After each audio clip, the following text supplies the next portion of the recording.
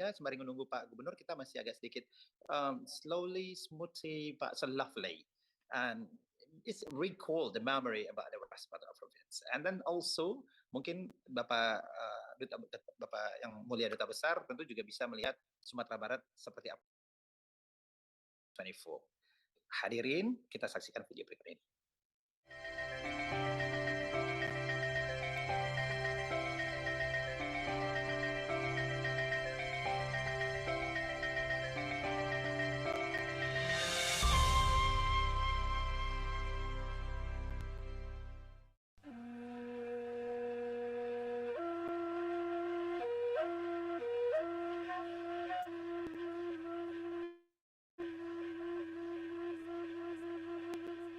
Pertanian di Sumatera Barat ke depan wajib lebih baik daripada yang sebelumnya. Kenapa saya katakan wajib? Yang pertama karena didukung dana 10% APBD provinsi. Ya, maka itu ketika berbicara masalah peningkatan ekonomi rakyat, maka kita juga harus fokus pada pertanian.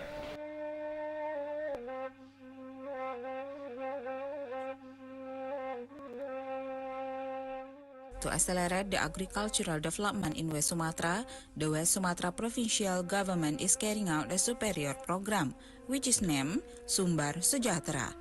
The aim of the program are to increase the value added and agricultural productivity as a part of vision towards a superior and sustainable civilized West Sumatra.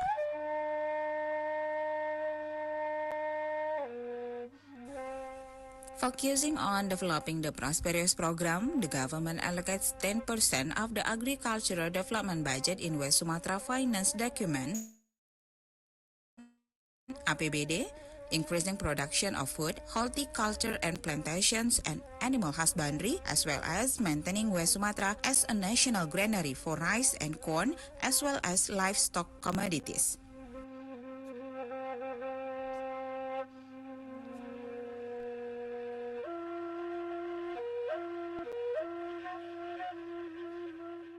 The policy of the West Sumatra Provincial Government in allocating a budget of 10% of the provincial APBD has been prioritized since 2021. The 10% budget allocation policy is part of increasing added value and agricultural productivity, and at the same time responding to the threat of food and energy crisis.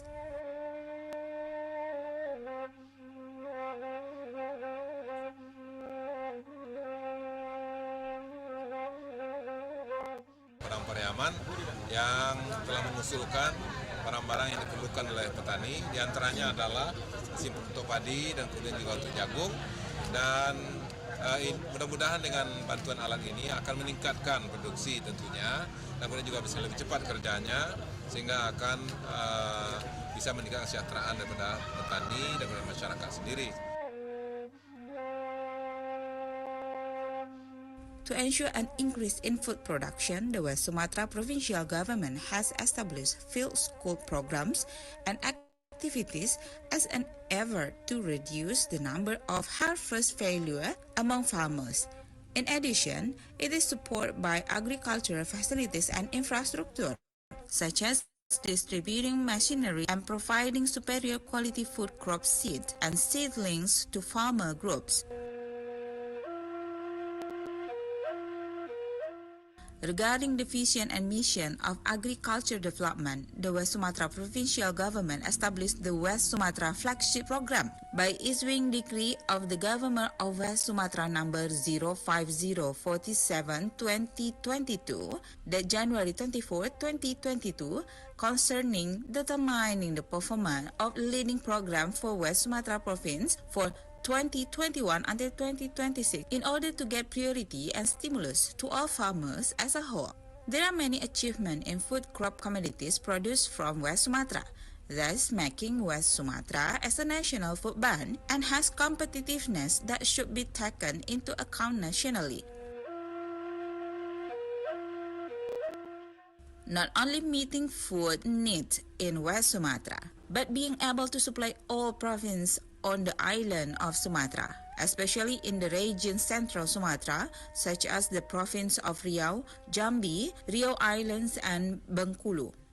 To achieve a superior and sustainable civilized West Sumatra, the West Sumatra provincial government continues to make efforts from upstream to downstream. In developing agricultural development effectively, the West Sumatra provincial government has taken a stand with the mission of increasing the added value and productivity of agricultural products, which are able to increase farmers' income. Based on statistical data for 2023, the population of West Sumatra working in the agricultural sector reached 50% on February 27, 2023. The area of rice field ownership, around 74.57% of farming households own less than 0.5 hectares of rice fields. And if we look at the area of non-rice field land ownership, around 56.38% of farming households own less than 0.5 hectares of non-rice field land. Over the past 2 years, it has been recorded that agricultural sector in West Sumatra has shown a very good impact, with the indicator of increasing the farmers' exchange rate, or NTP, reaching 107.26% in 2021, increasing to 110.41% in 2022, and far exceeding the target stated in the Medium-Term Development Plan (RPJMD), namely 100.99%. The achievement throughout 2021 until 2022, the West Sumatra province achieved several positive achievements, which are directly correlated with superior programs in improving the national food sector, based on analysis of land availability and the resulting food production. Tapi ini ada seluas 153 hektar. Nah, maka kalau itu di sini ada 5 kelompok tani. Maka tadi sudah kita sampaikan dengan Pak Kadis, ya pertanian kabupaten dan kadis provinsi, ya, baik Pengwali Nagari dan semua. Maka ini akan bisa kita tanam secara serentak. Kita punya alat yang brigade.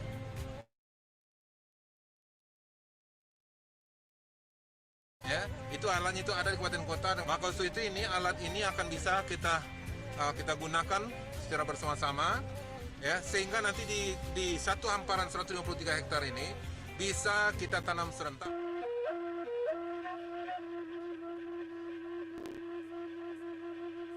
Based on source from the West Sumatra Statistical Center (BPS), the achievement of food production result from year to year increased by around 7.53%. The paddy grains produced reached 1.4 million tons, increasing to 64 until 80,000 tons every year. So that West Sumatra province became a national food area. It supplies food needs in neighboring province, even outside the island of Sumatra.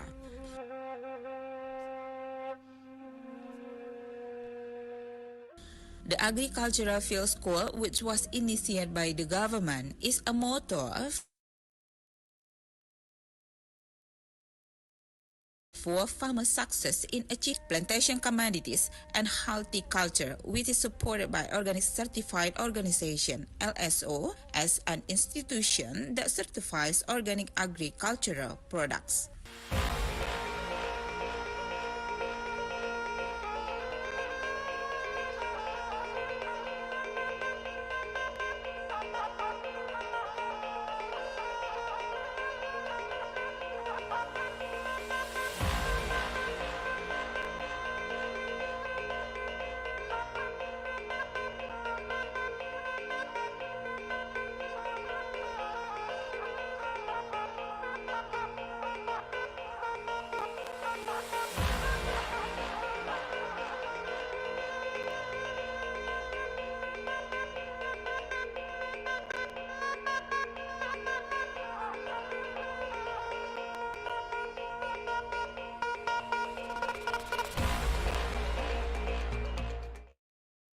Because of Pak Gubernur saat ini masih perjalanan dari, karena kan Sumatera Barat saat ini kita banyak titik-titik bencana, kebetulan Pak Gubernur masih di di tempat titik-titik, salah satu di tempat-tempat tadi, pengawalan untuk penyerahan bantuan, dan Pak Gubernur mendisposisikan hari ini bersama Bapak Asisten 2 Provinsi Sumatera Barat, Bapak Ari Yuswandi, sudah hadir bersama kita tentunya melalui aplikasi Zoom ini.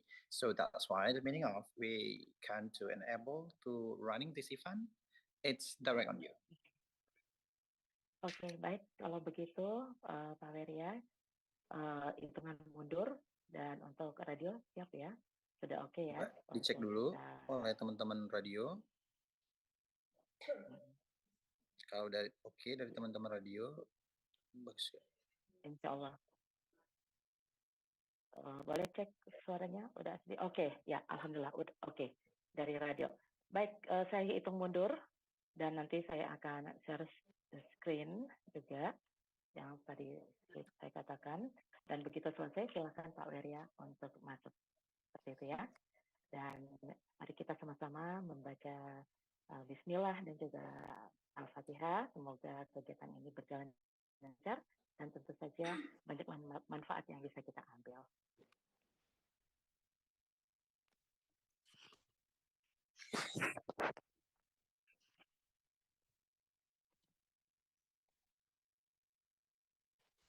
Baik. 10, 8, 10, 9, 8, 7, 6, 5, 4, 3, 2, 1, 0, 1, 2. Assalamualaikum warahmatullahi wabarakatuh. Welcome to international webinar with topic that palm cultivation opportunities in West Sumatra, current status in its prospect.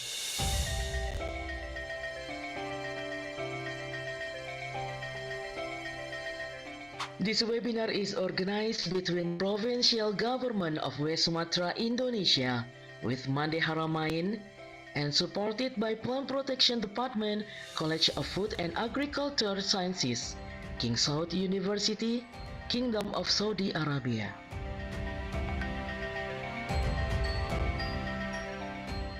The speaker in this webinar are Professor Dr. Insinyur Irfan Suliansyah, Master of Science from Agriculture Faculty, Andalas University, West Sumatra Province. Professor Dr. Abdurrahman Saad Al-Daud, Professor in Entomology, Plant Protection Department of King Saud University.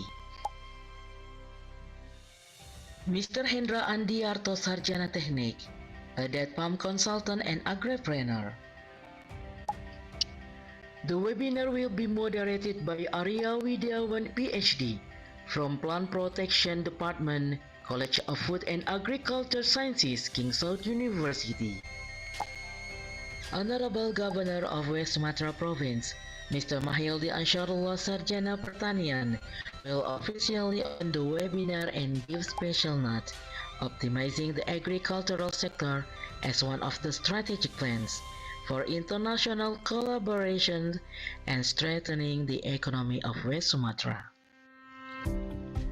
For our convenience in this webinar, there are some important points should be considered. Make sure your electronic device, such as computer, laptop, or mobile phone, has good internet connection. Please provide your complete name and institution in the Zoom ID. Please attend the webinar in a polite manner, and please do not activate the microphone feature so that the material presented by the speaker can be heard and understood clearly. Please fill attendance list via link that has been prepared by the committee to get the e-certificate. The e-certificate will be delivered maximum in 7 days after the webinar. Participants can ask questions or give comment through the comment column, both in Zoom meeting and YouTube channel of official West Sumatra Province and Radio Kebumen. Our participants can ask directly by switch on the icon raise hand and deliver the question after permission from moderator. Every participant has maximum 2 questions with briefly and clearly. Moderator has authority to control the discussion session. Every speaker can provide the presentation in maximum 20 minutes. Thank you very much for your attention. We hope that the webinar can run smoothly and give benefit for all of us, especially for the people of West Sumatra and generally for Indonesia and Kingdom of Saudi Arabia. Finally, on behalf of the committee, we would like to congratulate you in joining the webinar. Have a nice time and enjoy it.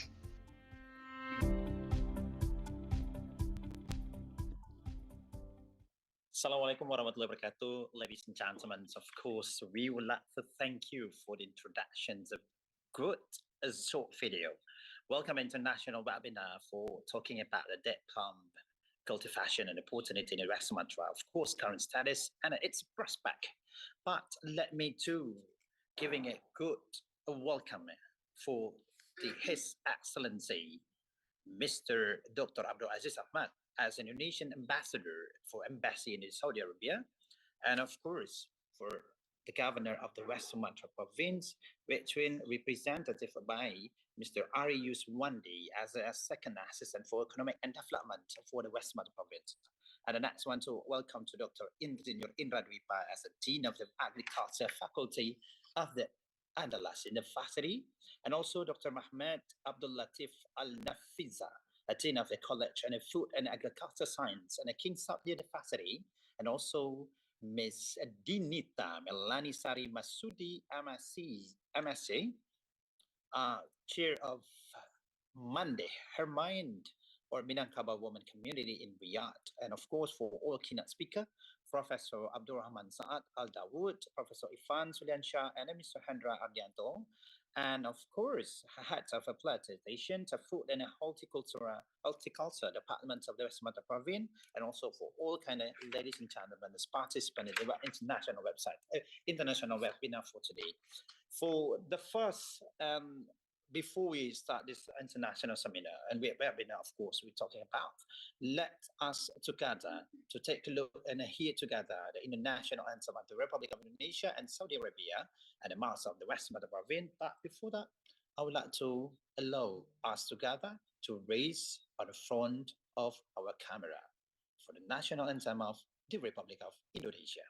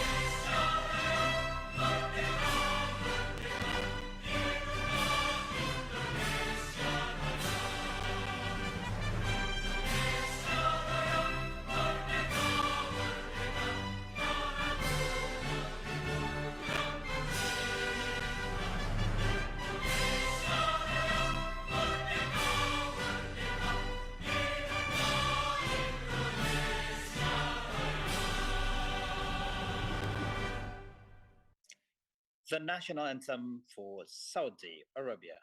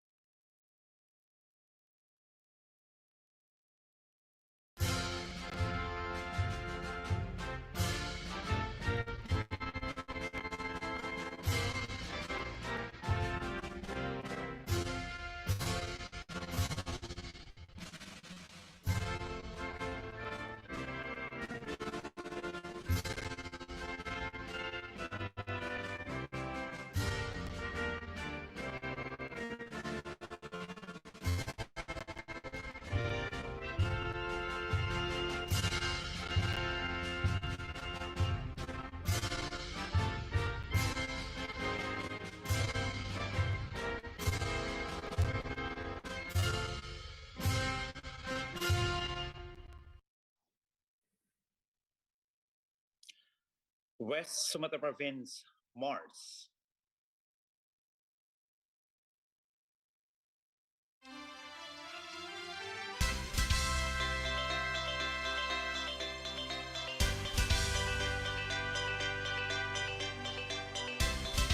Sumatera Barat bersada hamba, tanah pusaka bunda, tumpah darah para pejuang dan gagah, pendiri dan proklamator bangsa, Ranah dan Indra, Ranah dan Rama, hamparan Zamrud Katulistiwa, gemulai Borat, gemuruh ombak samudra, menarik seluruh hamba. Hai Upik dan Buyun, pewaris negeri, lestarikan budaya, jaga pusaka. Terukah jiwanya, terukah raganya, ikuti kesajarangan, genggam amanah. Tua saka teguh tali rasa, tiada gunung tinggi, tiada lurah dalam, karena pesona satu Nusantara bagi hamba sembahkan. Ladies and gentlemen, please be seated again.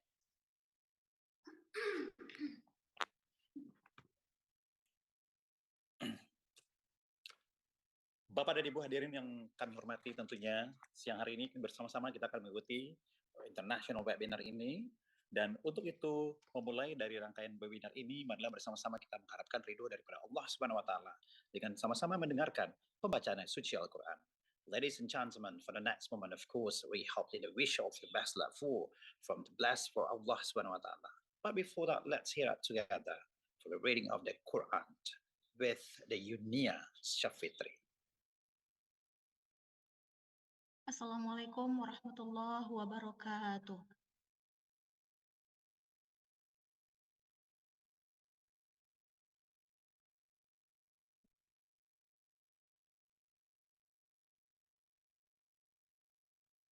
A'udzu billahi minasy syaithanir rajim.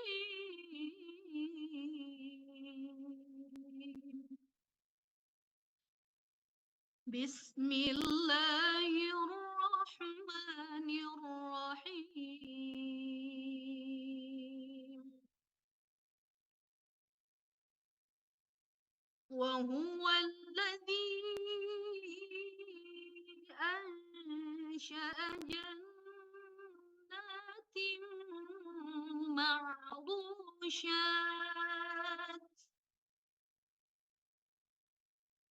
معروشات وغير معروشات والنخل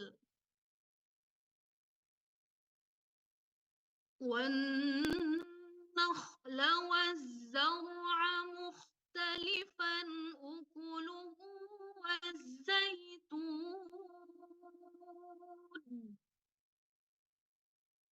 والزيتون والرمان متشابها وغير متشابه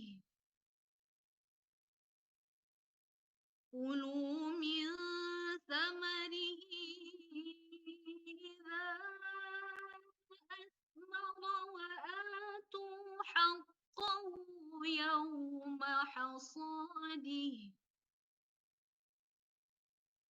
ولا تسرفوا إنه لا يحب المسرفين.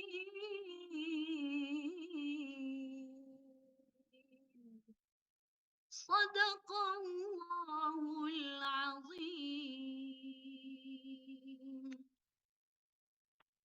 Assalamualaikum warahmatullahi wabarakatuh.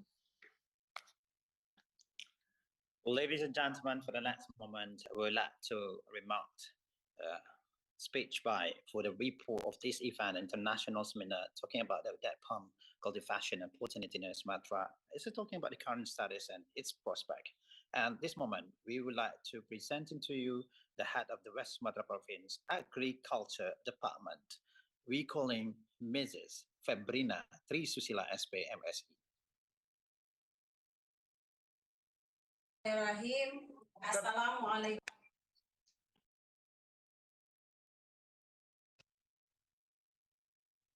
Bismillahirrahmanirrahim. Assalamualaikum warahmatullahi wabarakatuh. Dear Sir Governor of West Sumatra, Dr. Abdul Aziz Ahmad, Indonesian Embassy in Saudi Arabia, Dr. Insinyur Indra Lipa, Dean of Agriculture Faculty of Andalas University, Dr. Muhammad Abdul Latif Al-Nafisa, Dean of College of Food and Agriculture Sciences, King Saud University, Dinita Melani Sari Masudi, MSc, Chair of Mandai Haramain, Minangkabau Women Community in Riyadh, keynote speaker and webinar speakers, Professor Abdul Rahman Saad Al-Daud, Professor Irfan Suliansa, and Mr. Hendra Andiarto ST. Moderator Arya Widyawan PhD. All participants in webinar international. Thanks God, we all always given mercy and grace for Allah Subhanahu wa Ta'ala. So that today we were given the opportunity to meet in an international webinar with the theme that palm in cultivation opportunities in West Sumatra, current status and its prospect. We send prayers and greeting to our Lord, the great Prophet Muhammad sallallahu alaihi wasallam, who has given the guidance so that we can all live safely in this world and the hereafter. With this, allow us to report the holding of this international webinar to Mr. Governor and ladies and gentlemen. This webinar was held by good cooperation between the West Sumatra Provincial Government, the head of Agriculture Faculty, the King Saud University, and the head of Mandai Haramain, as well as the parties who help each other for the success of this international webinar. We strive to provide the best facilitation and are very grateful for the assistance of various parties so that this webinar can be held. Mr. Governor and dear Sir Madam, this international webinar raises a theme related to opportunities for date palm cultivation in West Sumatra. We think that this theme is very interesting for agricultural scientists and practitioners from West Sumatra to share information and experiences with scientists and practitioners who are experienced in developing date palm cultivation. Alhamdulillah, this webinar presents experienced scientists and practitioners, including scientists from King Saud University, Andalas University, and consultant and entrepreneur in that palm cultivation. This international webinar is open to the public, especially scientists from various backgrounds, state civil servants, practitioners, environmental activists, and all levels of society who are interested in developing that palm cultivation.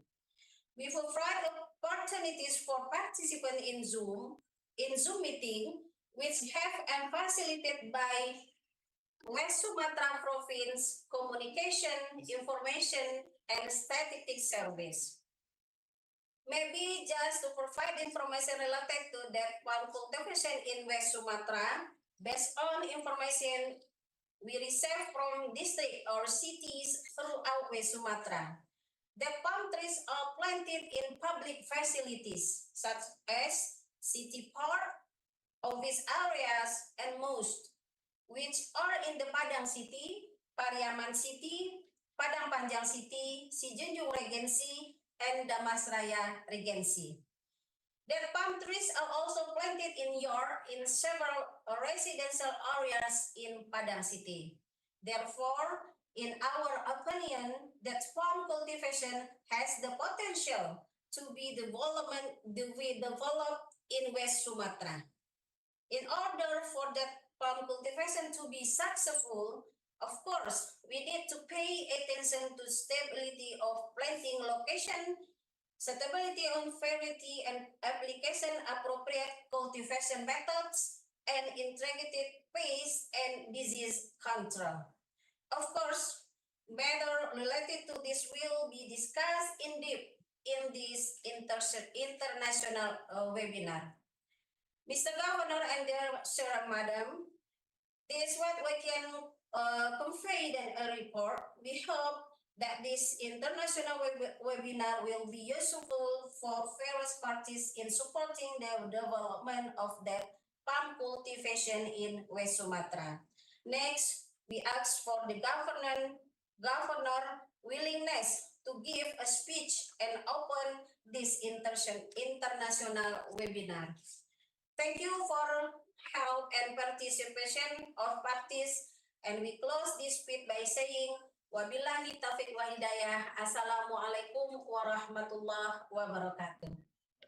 Waalaikumsalam warahmatullahi wabarakatuh. Thank you, Miss Fabrina.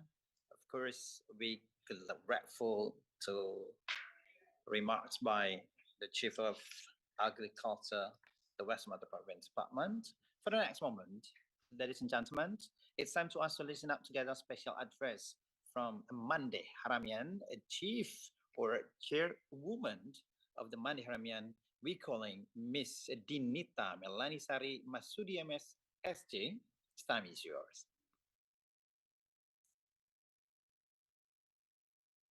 Miss Mela?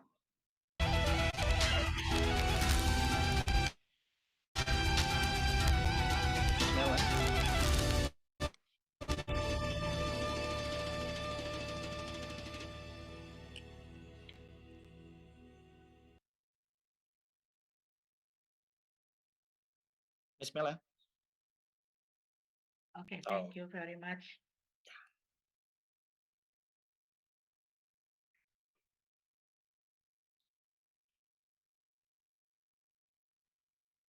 Okay, thank you very much. Okay, Assalamualaikum warahmatullahi wabarakatuh. Good morning, good afternoon, good evening to all our participants joining from different corners of the world. First of all, let us pray and praise to Allah Subhanahu wa Ta'ala because His grace and mercy we can come together without any obstacle here. And let us greet and pray to our beloved Prophet Muhammad Sallallahu Alaihi Wasallam, who had brought us to the path of light and left the darkness in this life.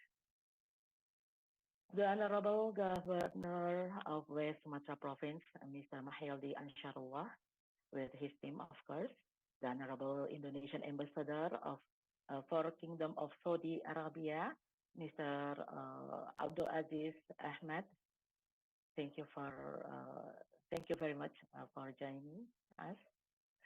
And Honorable Dr. Muhammad Abdul Latif Al-Nafisa, as a Dean of College of Food and Agriculture Sciences, Kingsford University, Honorable Dr. Abdul Rahman Al-Hafiz, as a Head of Plant Protection Department, Kingsford University, Honorable Professor Dr.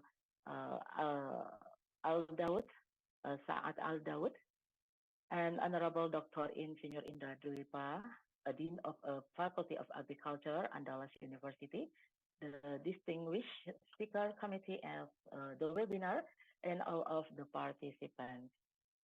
A warm welcome to each of you from Riyadh, Kingdom of Saudi Arabia. It's so wonderful to see participants from various locations sharing this virtual space, and I'm very happy to be with all of you today in this prestigious moment of international webinar with topic, the palm cultivation opportunities in West Sumatra, current status and its prospects. First of all, representing the Minangkabau community in Kingdom of Saudi Arabia, I would like to say great condolences to Minangkabau people who suffer from the natural disaster of the flash floods of lahars and landslides. May Allah give strength to the people and the government to work and return the situation to become normal as before. Ladies and gentlemen, it has been well known that dates has become one of the most famous fruit in the world. The fruit has been consumed for millions of people all over the world. Many countries, mostly in Middle East, has been the producer of that palm, with Egypt, like Egypt, Saudi Arabia, and Algeria, as the top three producing countries of that. In Indonesia itself, these are one of the commodities supported by the Directorate General of Horticulture. This is in accordance with Minister of Agriculture regulation in 2006. This official status could make dates to become as one of important fruit in the future in Indonesia. So that for sure it needs to be managed in proper way in order to obtain optimum results.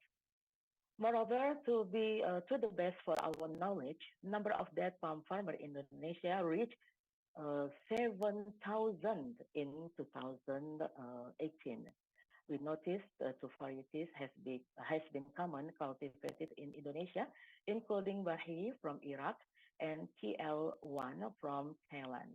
However, a large number of dead cultivars and varieties emerged through the history of dead palm cultivation. The exact number is difficult to assess. One reference say there around 250 varieties, and other reference say until 400 varieties. This huge number of varieties are important genetic source in order to find more cultivar that grow and produce optimum in tropical region. The honorable participants, it is well known that Indonesia is an agricultural country and West Sumatra has become province which put priority in agricultural sector as the source of economic growth and future development. That palm also is well known in the province. Since 2003, some people has been tried to cultivate that palm in West Sumatra. Up to now, at least we note that several regions in West Sumatra province, such as Padang, Padang Panjang, Pariaman, Pasaman, and Sijunjuang, are the place where that palm can be found. I'm very happy that the governor of the province has willingness to help this important moment. Although the cultivation of the palm in West Sumatra is still in early stage, but I believe with the strong willingness and support from any parties, the data palm cultivation in West Sumatra could grow better than today. Well, ladies and gentlemen, I believe that supporting the development of our homeland has become one of objective many people, especially people who stay outside the homeland. This objective is also a concern for us as Mande, or we can say as mother, to support our homeland West Sumatra. Although we are far from our homeland, we always try with our best effort to develop our homeland. Developing the quality of people, not only economically, but also intellectually are the main objective of Mande Haramain, which is a group of diaspora of Minangkabau in Saudi Arabia. In this lovely moment, let me say thank you to Ambassador of Republic of Indonesia for the Kingdom of Saudi Arabia, Mr. Abdul Aziz Ahmed, for his support in this webinar. Professor Dr. Muhammad Abdul Latif Al-Nafisa, as Dean of College of Food and Agriculture Sciences, King Saud University. Dr. Abdul Wahab Al-Hafiz as Head of Plant Protection Department, College of Food and Agriculture Sciences, King Saud University. I hope that this webinar could be initial step for future collaboration between West Sumatra Provincial Government and College of Food and Agriculture Sciences, King Saud University in the research and development and many agricultural sector.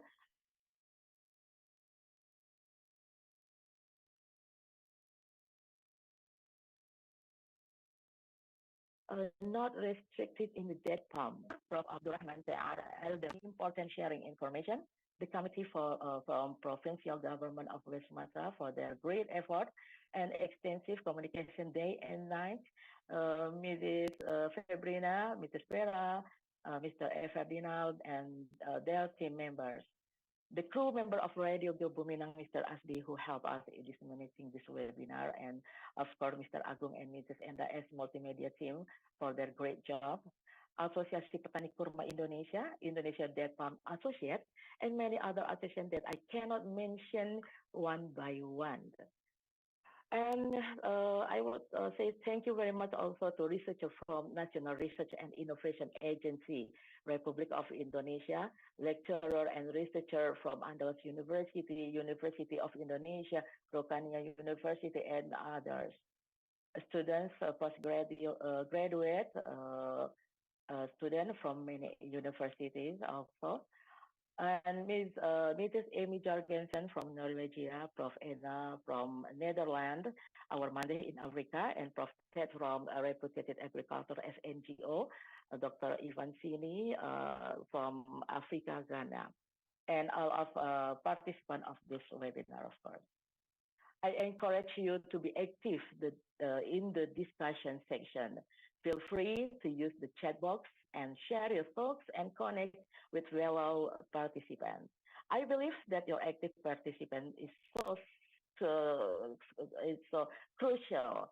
Do not hesitate to share your thoughts and engage with our speakers and fellow participants. I don't want to more take time and let this time to be yours. I hope that you will enjoy and get valuable information from this webinar. Thank you very much. Jazakumullah khairan katsira. Barakallahu fikum. Wassalamualaikum warahmatullahi wabarakatuh. Waalaikumsalam warahmatullahi wabarakatuh. Thanks a lot, Miss Mela.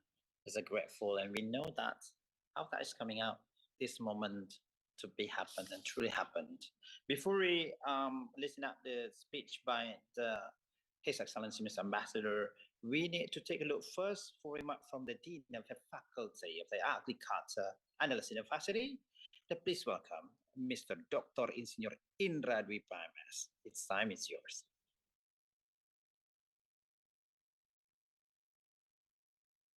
Maybe we need to connect with your microphone, sir. That's amazing. Go ahead. Bismillahirrahmanirrahim. Assalamualaikum warahmatullahi wabarakatuh. Good morning and good afternoon. May the peace, mercy, and blessing of Allah be upon you. The Honorable Governor of West Sumatra, Bapak Mayaldi Ansarullah, SP, Represented Ari Yuswandi, Ambassador of Republic of Indonesia for Kingdom of Saudi Arabia, Dr. Abdul Aziz Ahmad, Dean of College of Food and Agricultural Science, yaitu Dr. Muhammad Abdul Latif Anafisa, Chief Committee Febrina Trisula SPMSI, Chief of Monday Harmen Dinita Melani Sari Mosandi. Then the speaker, Prof. Dr. Irfan Suliansa, Mr. Hendra Ediato ST, Prof. Dr. Abdurrahman Syed Al Dawud, and moderator Ari Wirawan PhD, and all participants.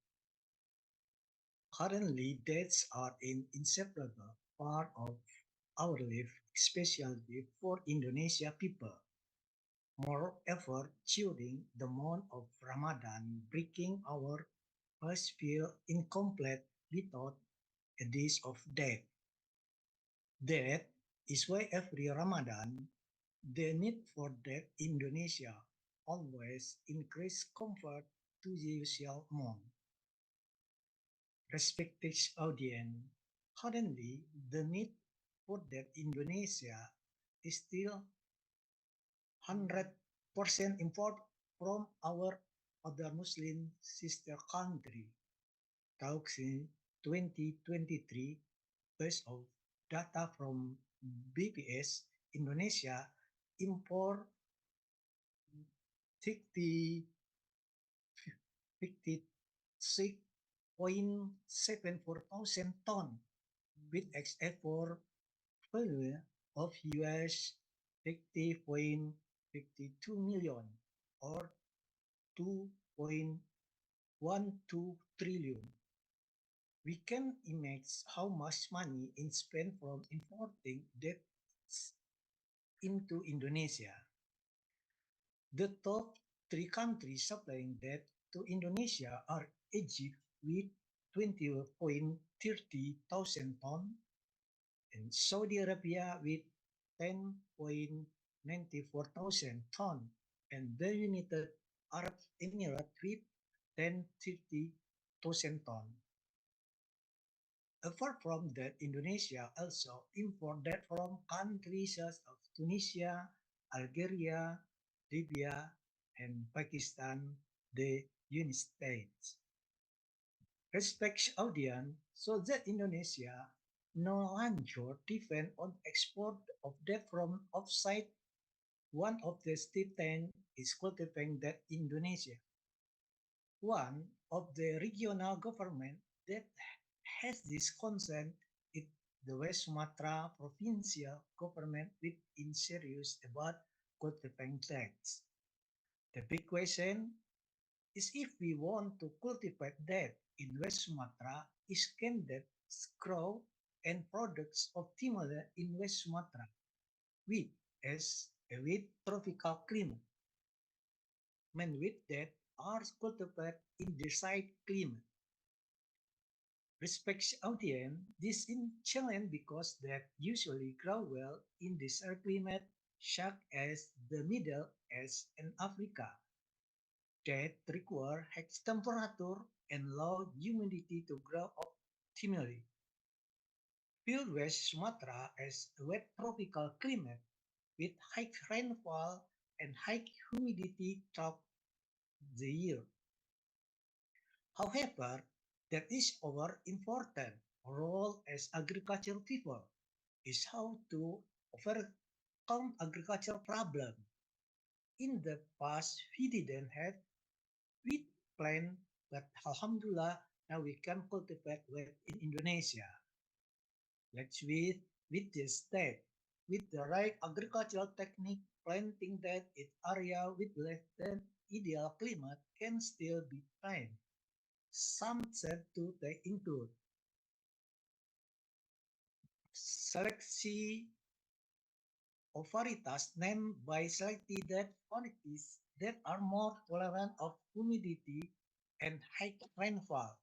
The hospitable variety of that they are more adaptive to less dry conditions such as Ajwa, Bari, Kalas, and Mejo. Two, good drainage system that do not tolerate standing water. So is this important. Thus ensure the planting are as good drainage. Three, planting in the right area. Planting that palm in sandier area can help reduce the problem of excess moisture. Dan modern agriculture technology, currently modern agriculture technology can be released on for cultivating diets. It went tropical areas such as greenhouse, a plastic cover to reduce express humidity. Proper agronomics management, perform proper maintenance. Respect the audience, apart from the above is also important to understand this plant that found are dioecious plant that is plant with male and female flower grown of different tree. Therefore, to protect pride, there need to be male and female tree in the same area and cross pollination must occur. Respect the audience. For this reason, further research need to be done to what extent that farm plant can grow and adapt in West Sumatra. Several farmers in tropical area have succeeded in growing that by applying the technique above so that a potential to succeed in West Sumatra as well. For this reason, let's join this webinar together so that our dream of cultivating that in West Sumatra become true. Amin ya Rabbil Alamin. Respected audience, Penelet is greeting. We wish you happy conference and wish you a good health always. Assalamualaikum warahmatullahi wabarakatuh. Waalaikumsalam warahmatullahi wabarakatuh. Thank you, Mr. Indra Dwipa, as a Dean of the Faculty of Agriculture and Al-Azhar University. Next moment, Bapak dan Ibu, izinkan saya menjawab dulu beberapa sebelum kita lanjut. Ini ada beberapa tanggapan dari Bapak dan Ibu mengenai absen dan juga bahan presentasi. Nanti bahan presentasinya akan kita share di link di box direct message, dan juga absennya juga akan share untuk linknya nanti. Jadi Bapak dan Ibu mohon bersabar, dan juga mungkin kalau ada suaranya yang kurang begitu jelas, it's not because of our connection, but in the West Sumatra, di outside coast kita ini kayak ada hujan juga, karena memang 3 hari sampai 4 hari ke depan akan ada hujan terus. So, but that's okay. For the next moment, of course, we calling for remarks and a speech by the Dean of the College and the Food and Agriculture Science from the King Saud University, Mr. Dr. Muhammad Abdul Latif Al-Nafisa. We trying to calling Mr. Muhammad Abdul Latif. Are you there?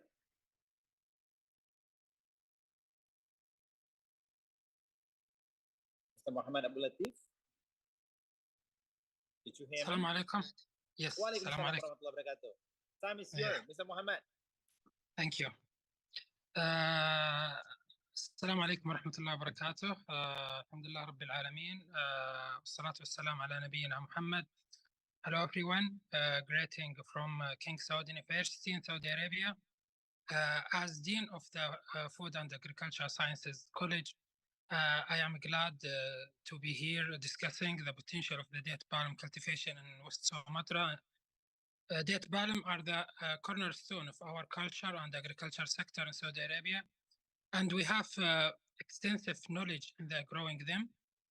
Date palm hold a special place not only in our culture in Saudi Arabia, but also in the Islamic faith. They are mentioned numerous times in the Holy Quran and considered as a blessed fruit by Prophet Muhammad sallallahu alaihi wasallam. And dates are the symbol of stability.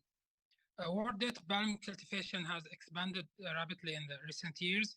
The global production of date was estimated at 9.75 million metric ton, which worth $30 billion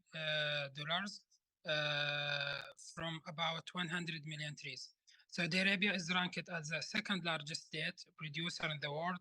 Date production in Saudi Arabia reached 1.6 million metric ton from 34 million trees, which covered the area of 155,000 hectares. Understanding the factor that influence growth is critical. Here at King Saud University, we have faced challenges in production, some disease and marketing issue in Saudi Arabia, and we have developed solution through research. Collaboration is key. By sharing our experience, we can help overcome this obstacle. We are ready to discuss the current effort, the exciting prospect for collaboration, and the path toward a successful future. King Saud University stands ready to be a valuable partner in this journey. Assalamu alaikum wa rahmatullahi wa barakatuh.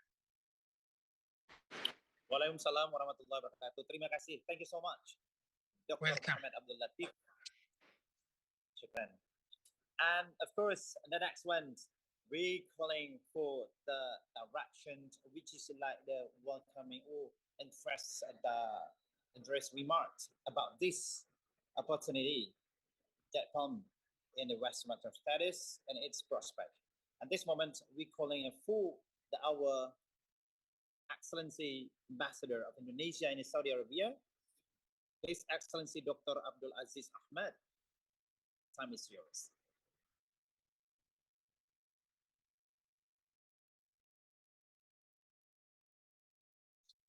Bismillahirrahmanirrahim. Assalamualaikum warahmatullahi wabarakatuh. Bismillah, walhamdulillah, wassalatu wassalamu ala Muhammadin Rasulillah wa ala alihi wa ashabihi. Ladies and gentlemen, good morning in Indonesia, good afternoon in Saudi Arabia, and good evening in another part of the world who attends our seminars. Allow me to speak in Bahasa Indonesia, since this language has been accepted as the official language of UNESCO. So I would like to speak in Bahasa Indonesia. And let's Miss Mela translate for us later on after the seminar. Yang terhormat, yang saya muliakan Bapak Gubernur dan para pejabat pemerintah Sumatera Barat, para ahli dan akademisi yang hadir, para peserta webinar yang berbahagia. Pertama-tama, kami atas nama pribadi maupun keluarga besar KBRI Riyadh menyampaikan bela sungkawa atas musibah yang dialami oleh sebagian warga Sumatera Barat akibat Gunung Merapi dan banjir. Kami sekali lagi berdoa agar para arwah yang telah wafat akibat musibah ini diterima oleh Allah Subhanahu wa taala segala amal ibadahnya dan dihapus segala dosa dan khilafnya. Marilah kita panjatkan puji dan syukur kehadirat Allah Subhanahu wa taala atas limpahan rahmat dan karunia-Nya sehingga kita dapat berkumpul di sini dalam rangka webinar internasional bertema Date Palm Cultivation Opportunities in West Sumatra, Current Status and its Prospects. Saya selaku Duta Besar Republik Indonesia untuk Kerajaan Arab Saudi merasa terhormat dan berbahagia dapat hadir di tengah-tengah acara ini. Saya ingin mengucapkan terima kasih yang sebesar-besarnya kepada pemerintah daerah Sumatera Barat dan organisasi Mande Haramain Arab Saudi atas penyelenggaraan webinar ini yang sangat penting dan strategis. Seperti kita ketahui, kurma merupakan komoditas pangan istimewa dengan nilai gizi, ekonomi, dan budaya yang tinggi. Indonesia yang memiliki iklim tropis yang hangat sepanjang tahun memiliki potensi juga untuk menjadi negara penghasil kurma yang unggul di luar Timur Tengah. Tentunya dengan berbagai upaya budidaya yang tepat. Sumatera Barat dengan penanganan dan riset yang tepat juga memiliki peluang untuk menjadi sentra budidaya kurma di Indonesia. Namun, untuk mewujudkan potensi tersebut, saya melihat masih banyak tantangan yang harus dihadapi. Salah satunya adalah perlunya peningkatan pengetahuan dan keterampilan masyarakat dalam budidaya kurma. Selain itu, penelitian dan pengembangan kurma yang dilakukan di Indonesia masih terbatas. Juga, lahan pertanian masih harus dipertimbangkan ketersediaannya kalau ini akan dijadikan sebagai produk massal yang bersifat industrial. Sebagaimana kita ketahui, Saudi Arabia sebagai salah satu sentra produk kurma memiliki jutaan hektar lahan untuk ditanam kurma. Webinar ini merupakan langkah yang tepat untuk mengatasi tantangan-tantangan tersebut.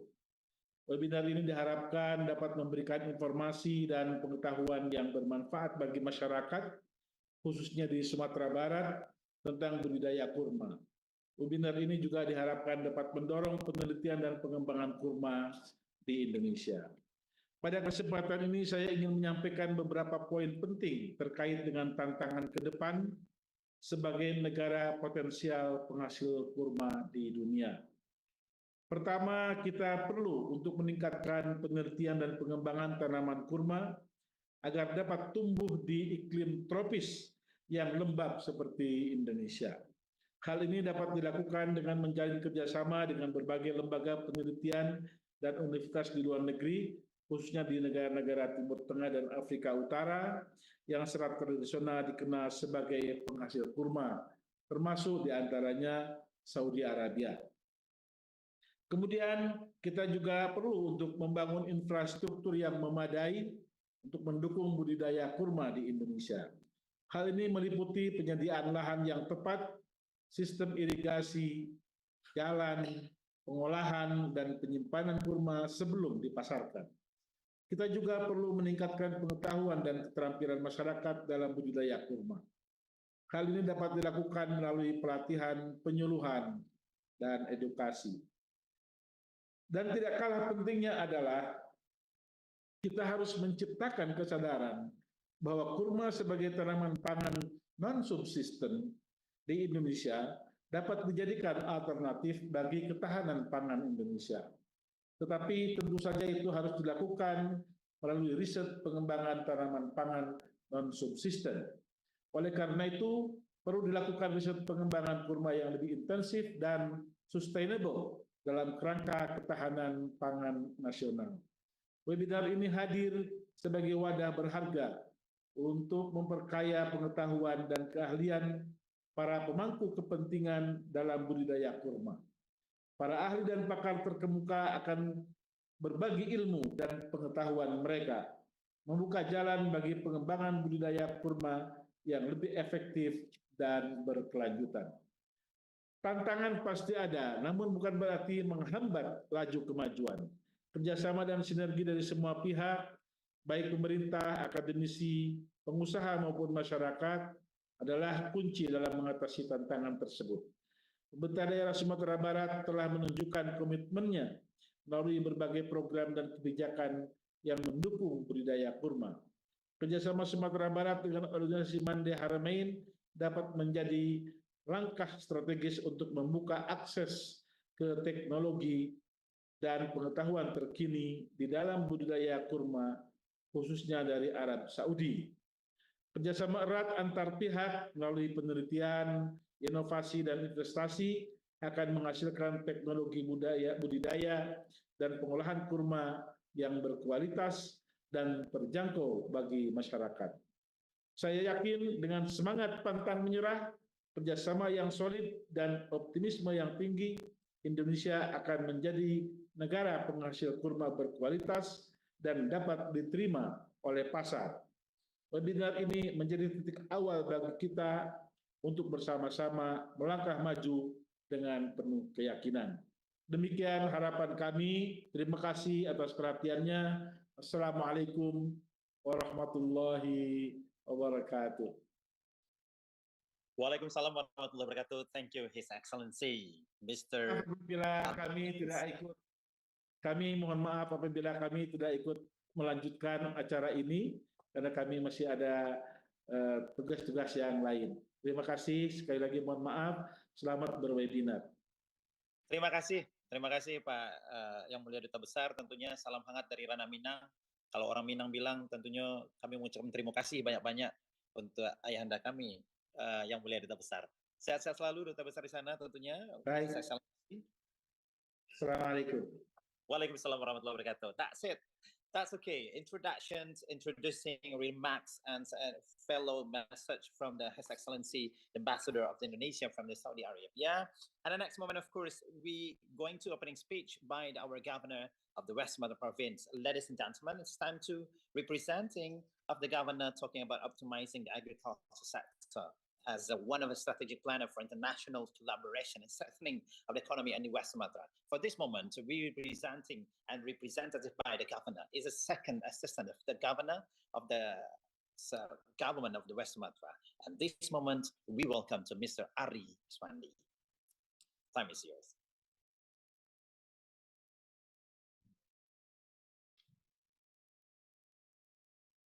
Bismillahirrahmanirrahim.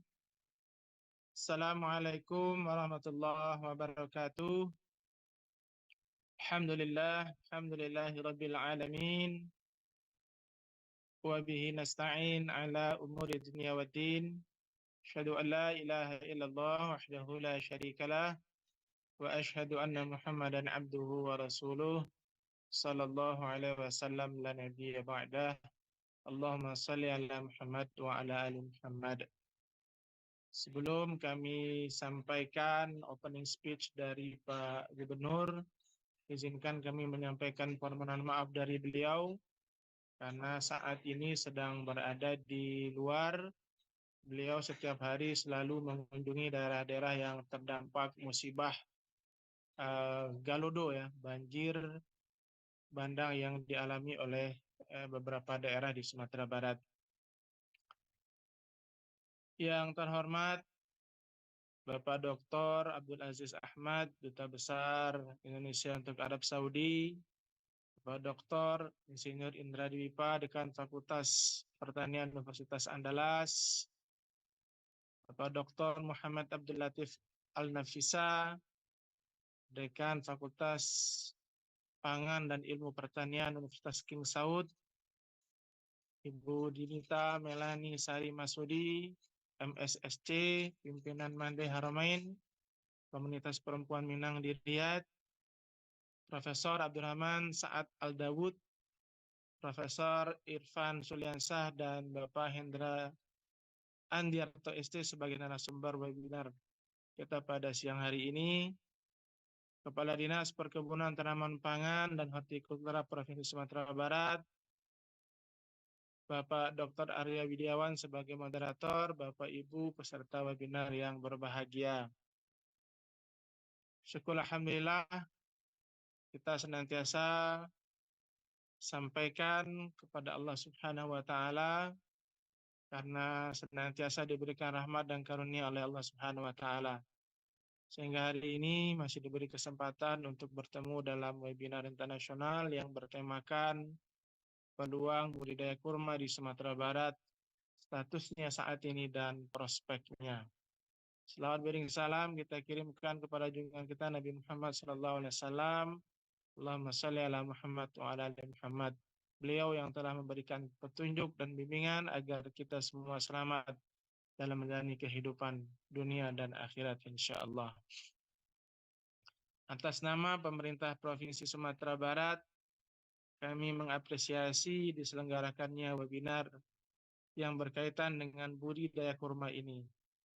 Terkhusus terima kasih kepada Ketua Departemen Perlindungan Tanaman, Ilmu Pertanian dan Pangan Universitas King Saud dan pimpinan Mande Haramain, Komunitas Perempuan Minang di Riyadh yang bekerja sama dengan pemerintah Provinsi Sumatera Barat untuk menyelenggarakan webinar ini. Kami berharap pada diskusi hari ini dapat memberikan masukan bagi pengembangan budidaya kurma di Sumatera Barat. Bapak Ibu yang kami hormati, pada kesempatan ini izinkan kami memberikan sambutan tentang optimalisasi sektor pertanian sebagai salah satu rencana strategis untuk kolaborasi internasional dan memperkuat ekonomi Sumatera Barat. Pemerintah Provinsi Sumatera Barat memiliki concern untuk kemajuan pembangunan pertanian. Ada beberapa alasan kenapa kami concern pada pertanian. Di antaranya, pertama, sumber penghidupan utama masyarakat Sumbar adalah petani atau nelayan. Jumlah rumah tangga petani nelayan sekitar 54,21% dari jumlah rumah tangga di Sumbar. Kemajuan ekonomi Sumatera Barat ditopang oleh aktivitas pertanian, perikanan, dan kehutanan. Data BPS tahun 2023 menunjukkan bahwa kontribusi sektor pertanian, perikanan, dan kehutanan mencapai 21,20% bagi pertumbuhan ekonomi di Sumatera Barat. Komoditi utama pertumbuhan ekonomi Sumatera Barat adalah aneka komoditi perkebunan, tanaman pangan, perikanan, dan hortikultura, peternakan juga kehutanan. Petani nelayan di Sumatera Barat dapat dikategorikan sebagai petani nelayan dengan kategori gurem kecil dengan luas kepemilikan lahan yang kecil, yakni sekitar 53,54% petani nelayan memiliki lahan kurang dari setengah hektar. Dan tingkat pendidikan petani nelayan masih rendah, yakni 77% berpendidikan SMP ke bawah. Bapak Ibu yang kami hormati, produksi perkebunan di Sumatera Barat dinominasi oleh sawit, karet, kakao, gambir, kelapa, kulit manis, dan kopi. Bahkan khusus untuk gambir, Sumatera Barat adalah produsen gambir utama di Indonesia. Selain itu, Sumatera Barat juga dikenal sebagai produsen tanaman sayuran, tanaman pangan terutama padi dan jagung. Untuk sayuran terutama cabai dan bawang, termasuk juga buah-buahan, terutama durian dan manggis. Yang utama bagi provinsi-provinsi tetangga di Sumatera bagian tengah, seperti Provinsi Riau, Jambi, Bengkulu, dan Kepulauan Riau. Sementara itu, produksi perikanan di Sumatera Barat dihasilkan dari perikanan tangkap laut dan perikanan darat. Komuniti perikanan tangkap laut utama di Sumatera Barat adalah ikan tongkol dan cakalang, sedangkan komuniti perikanan darat adalah didominasi oleh ikan nila, lele, dan gurame. Untuk produksi peternakan utama di Sumatera Barat, populasi ternak terbesar di Sumatera Barat adalah populasi sapi potong, kambing, dan kerbau. Selain itu juga ada produksi daging ayam dan telur. Khusus untuk kehutanan, Sumatera Barat merupakan wilayah perlindungan dan konservasi sumber daya alam utama di Pulau Sumatera. Meskipun demikian, produksi kayu, rotan, dan getah pinus masih dihasilkan dari kawasan hutan di Sumatera Barat. Saat ini, pemerintah Provinsi Sumatera Barat gencar mendorong produksi madu dari budidaya lebah galo-galo sebagai salah satu hasil hutan bukan kayu. Bapak Ibu yang kami hormati, mengingat potensi sektor pertanian, pemerintah Provinsi Sumatera Barat mengimplementasikan terobosan kebijakan anggaran berupa pengalokasian dana sebesar 10% dari APBD Provinsi Sumatera Barat untuk pertanian, perikanan, dan kehutanan. Visi pemerintah Provinsi Sumatera Barat tahun 2021-2026 adalah mewujudkan Sumatera Barat madani yang unggul dan berkelanjutan. Dan berkaitan dengan pembangunan pertanian dalam arti luas, pemerintah Provinsi Sumatera Barat menetapkan misi meningkatkan nilai tambah dan produktivitas hasil pertanian, perkebunan, peternakan, perikanan, dan kehutanan. Sasaran yang ingin dicapai berkaitan dengan misi tersebut adalah meningkatnya pendapatan petani. Untuk mendukung visi dan misi yang berkaitan dengan pembangunan pertanian, pemerintah Provinsi Sumatera Barat menjalankan program unggulan Sumbar Sejahtera dengan mengeluarkan keputusan Gubernur Sumbar nomor 05047/2022 tanggal 24 Januari 2022 tentang penetapan kinerja program unggulan Provinsi Sumatera Barat tahun 2021-2026. Program unggulan Sumber Sejahtera berkaitan dengan pertanian, terdiri dari 4 fokus, yaitu yang pertama meningkatkan pendapatan petani dan nelayan, serta mengalokasikan 10% anggaran pemerintah provinsi untuk sektor pertanian. Kedua, mewujudkan Sumatera Barat sebagai salah satu lumbung padi dan jagung. serta mandiri beberapa komoditas ternak. Ketiga, memperbaiki tata kelola BUMD dan mendirikan BUMD profesional di bidang pertanian. Yang keempat, mencetak 100.000 millennial entrepreneur dan women entrepreneur serta pelaku ekonomi kreatif. Secara umum, upaya konkret yang dilakukan adalah mengupayakan alokasi anggaran 10% dari APBD Provinsi Sumatera Barat untuk program dan kegiatan berkaitan dengan pembangunan pertanian, perikanan, kehutanan yang dijalankan oleh organisasi perangkat daerah berkaitan dengan pertanian seperti Dinas Perkebunan, Tanaman Pangan dan Hortikultura, Dinas Peternakan dan Kesehatan Hewan, Dinas Kelautan dan Perikanan, dan juga Dinas Pangan serta Dinas Kehutanan.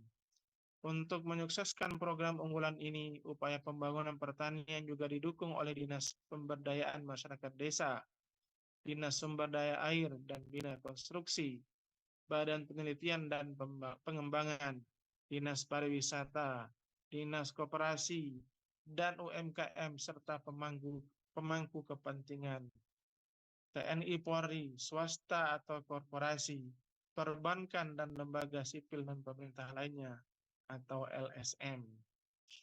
Bapak Ibu yang kami hormati, untuk mengimplementasikan program unggulan sumber sejahtera berkaitan dengan sektor pertanian, kebijakan operasional yang ditempuh oleh pemerintah Provinsi Sumatera Barat diantaranya, pertama adalah meningkatkan produksi pertanian.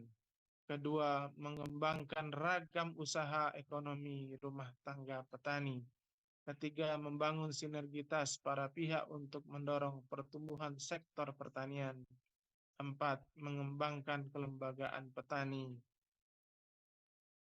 Peningkatan produksi pertanian, perikanan, dan kehutanan terus menjadi perhatian, baik melalui intensifikasi maupun ekstensifikasi. Upaya yang dilakukan untuk menjamin peningkatan produksi ini diantaranya, pertama, penyediaan bibit atau benih unggul dan bersertifikat dengan mengutamakan benih atau bibit lokal. Yang kedua, penyediaan alat dan mesin pertanian, perikanan, dan kehutanan untuk peningkatan produktivitas dan hilirisasi produk pertanian. Ketiga, penyediaan air irigasi dan perbaikan jaringan irigasi. 4. Penyediaan jalan produksi dan jalan usaha tani. Kelima, penerapan teknologi pertanian dengan mendorong smart farming. Keenam, penyediaan sarana produksi seperti pupuk dan bahan lainnya.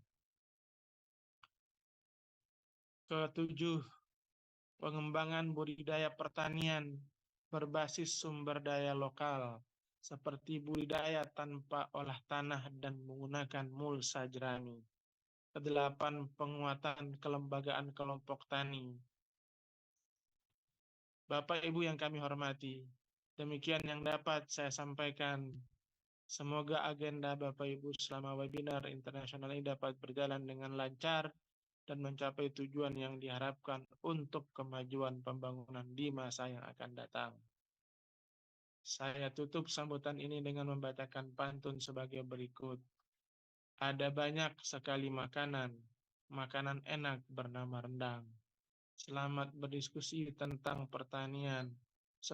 Semoga membawa berkah bagi ranah Minang. Bunga ditanam sedang mekar, mengundang datangnya para kumbang. Senang hati berdiskusi dengan para pakar, semoga pertanian semakin berkembang. Banyak maaf dan saya tutup dengan wabillahi taufiq wal hidayah. Wassalamualaikum warahmatullahi wabarakatuh. Gubernur Sumatera Barat Mah Yeldi. Terima kasih Pak Ari, thank you so much for your remarks and opening speech, of course, for welcome to opening of that multi-fashion opportunity webinar. At our next moment, of course, we continue to presentation of the many material. We have 3 keynote speaker, but this moment, of course, will be conducted by moderator Mr. Arya Widyawan from King South University. And when Mr. Arya is running this event, and it's time to me, your host Weri, has to sign out because time to Mr. Arya to running with this event and truly making happen, making discussions, making this webinar is running with softly, but more valuable and more attractive, of course. It's time to me where he has to sign off. Thank you so much for your attention. Thank you for your collaboration. Thank you for your grateful to join with us in international webinar. It's time to me where he has to sign out and change to give it the running event to Mr. Arya Widyawan. Silakan. Thank you very much, Mr. Weria Henry, a very excellent Master of Ceremony. Assalamualaikum warahmatullahi wabarakatuh. Thank you very much. Good morning, good afternoon, good evening to all of you. My name is Arya Widyawan. I'm very happy to be your moderator today for this special moment.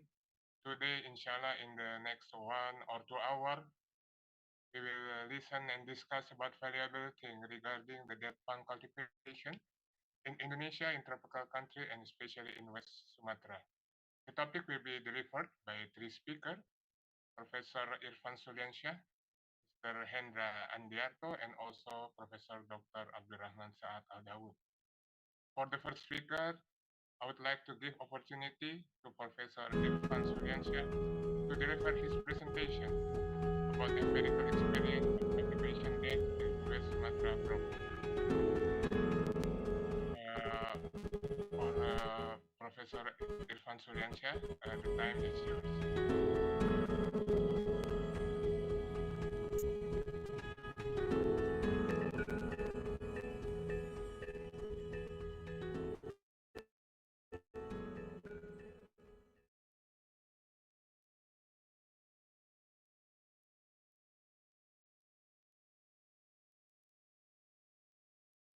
Oh, okay. Oh, thank you for my CV. Okay, so for this session, I think I will give this time directly for Mr. Professor Irfan Suliansyah to deliver his presentation about empirical experience of cultivation dates in West Sumatra province. Professor Irfan, please take your time. Can I share my PowerPoint?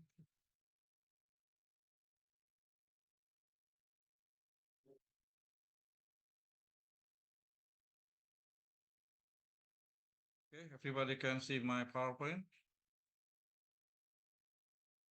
Mr. Arya? Yes. Okay, thank you, Mr. Arya. The Honorable Mahathir Ansarullah, SP, Governor of West Sumatra, represented by Ari, Second Secretary,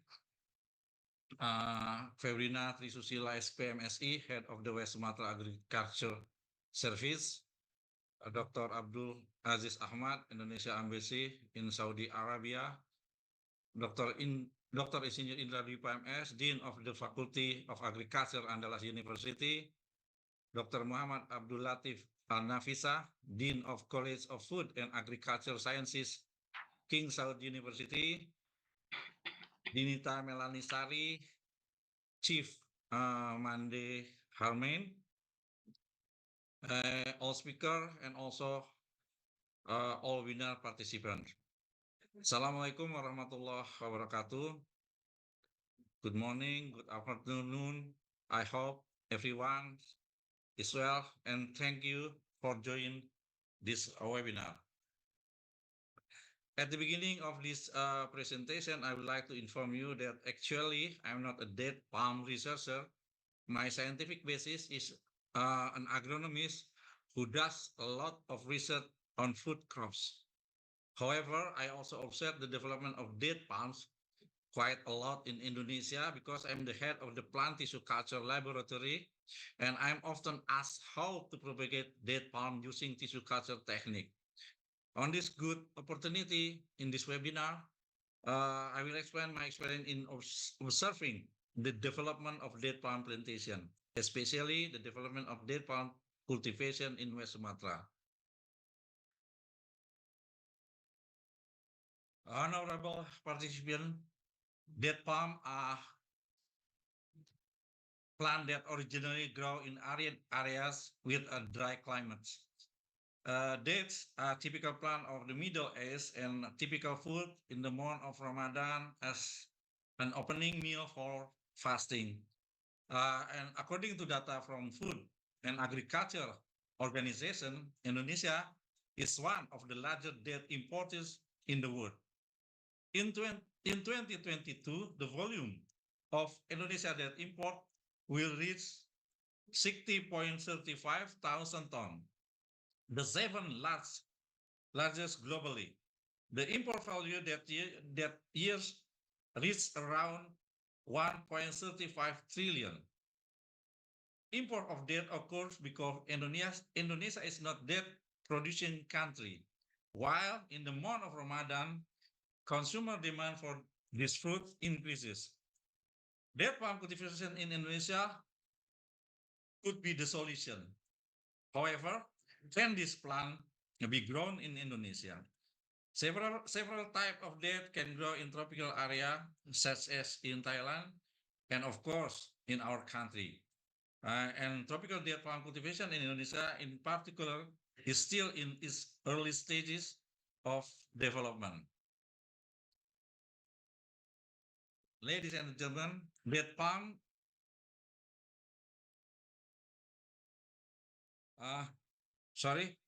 because date are not plant originate from Indonesia or tropical country, it is not easy to cultivate and develop date plant in Indonesia.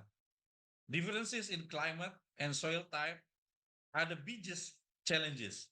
Differences in environment and weather are obstacles to why date palm planted in Indonesia do not produce fruit as well as in their native region. Indonesia has a tropical climate which has high rainfall and humidity.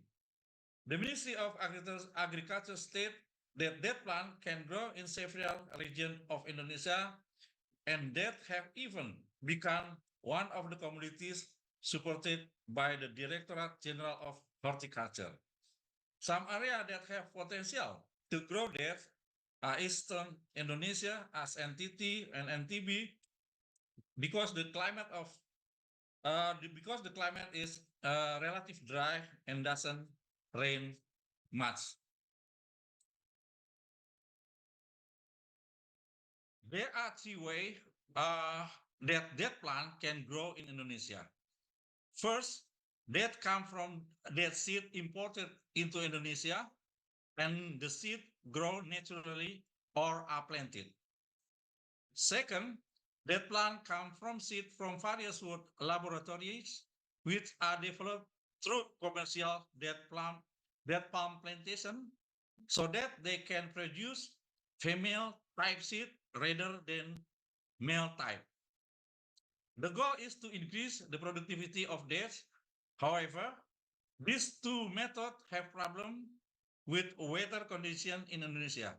Even though they can grow and develop, unfortunately, not all date palm from these two methods can flower and bear good quality fruit. Third, the date palm tree that is suitable for Indonesia is the tropical date palm, which has been developed in Thailand. This type has adapted well to the weather and climate condition of tropical area such as Indonesia. If we look at the characteristic of date palm plantation, there are two groups of date palm plants that can be found in various regions in Indonesia. The first group is date palm plantation that are over 10 years old. This population is spread across various regions in Indonesia and is usually used as a plant to decorate mosque yard. The second group is new date palm plantation between 3 to 5 years old, whose seeds are imported from various date palm seeds produced from various countries, such as from England. There are not many date plants in the first group in one location. Some of the tree known the bear fruit well. Date plant in this group are thought to originate from seed plant, which make their characteristic very diverse. Beside from that, most date palm plants in this group cannot produce fruit because they are only kept as ornamental plants. Meanwhile, date palm trees in the second group were imported to Indonesia to be developed as date producer. However, because they were only planted 3 to 5 years ago, only a small portion of the date palm plantation from this group have flower and produce fruit. It still takes around 2 to 3 years to prove whether the date palm plant in this group can produce quality dates. Honorable participants, there are several types of date can be planted in Indonesia, but until now, it is known that 2 types of date have succeeded in producing a lot of fruit, namely KL1 and Barhi. KL1 date come from Thailand and are one of the varieties that are adaptive in tropical area. One of the KL1 date palm plantation is the Indonesian Date Palm Association Research and Development Plantation in Pekanbaru, Riau Province. At IDPA Riau, the KL1 date palm succeeded in bearing fruit. The key to the successful cultivation of KL1 date is intensive care so that the plant can bear first fruit at the age of 3 years from seed obtained from seed propagation. Pollination occurs naturally without stimulation. KL1 date are the result of crossing Barhi date with Dagla nut. Until now, KL1 has become one of the adaptive type date in Indonesia. And KL1 date have also succeeded in bearing fruit in Padang, West Sumatra. Second, Barhi date come from Iraq and it's characterized by large trunk, and Barhi has been planted in Iran, Israel, Saudi Arabia, and India. In Indonesia, Barhi date are successfully planted in Jonggol Bogor Regency, West Java, and this area there are about 200 Barhi and Jarvis date palm trees that are 3 years old. The date palm plant planted in Jonggol have been successfully producing fruit since 2017. But that time the number of fruit produced was still small. In Iran, the productivity of Barhi dates can reach 350 kilogram per plant. In Indonesia, Barhi and KL1 dates only started to be widely cultivated in 2015, so that from this to date palm variety will still in the learning stage of bearing fruit.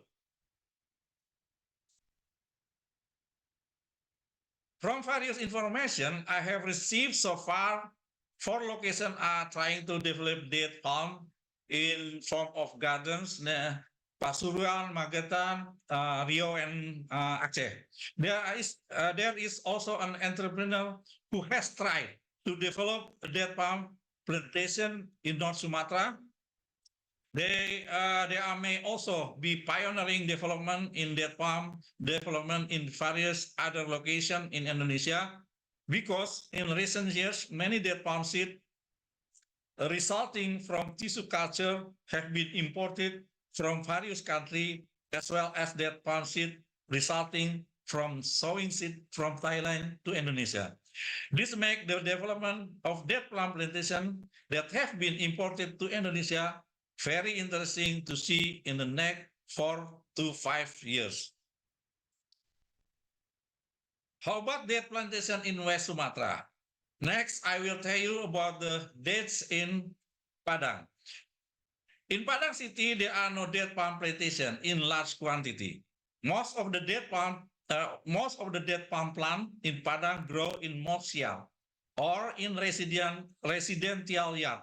Most of the date planted in the Padang never bear fruit. One of date palm trees that once bore in Padang is that palm tree that grow next to the Pasar Gadang Grand Mosque, South Padang District, Padang, West Sumatra.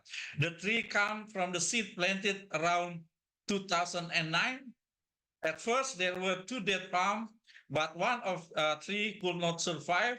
The dead palm tree has borne fruit 3 times. The first time is born fruit was in 2016.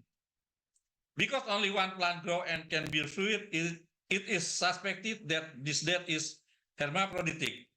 When I checked 2 days ago, the dead palm tree was not longer there because the land was used to expand the mosque. That palm that once bore fruit were also found in Padang at Palimo resident. The dead palm tree bore fruit last year, but after that, it never bore fruit again. The size of the fruit is small, and a lot of the fruit falls into the ground. That palm tree in Padang can also be seen in the yard of the West Sumatra Grand Mosque and the Baitur Rahmah Mosque.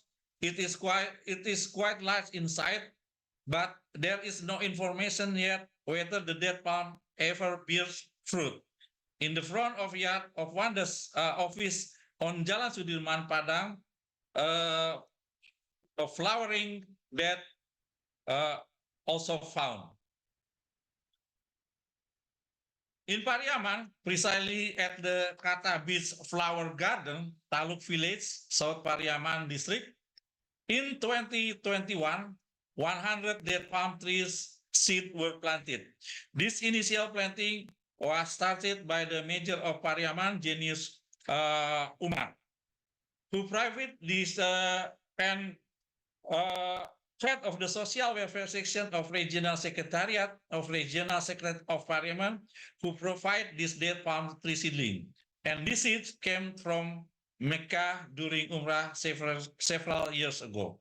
However, the condition of plant is currently poor maintained. The following photo of dead palm plant is in Pasaman Regency. Pasaman region, Yusuf Lubis planted dead palm trees at the Islamic Center Complex Lubuk Suhung, Pasaman Regency.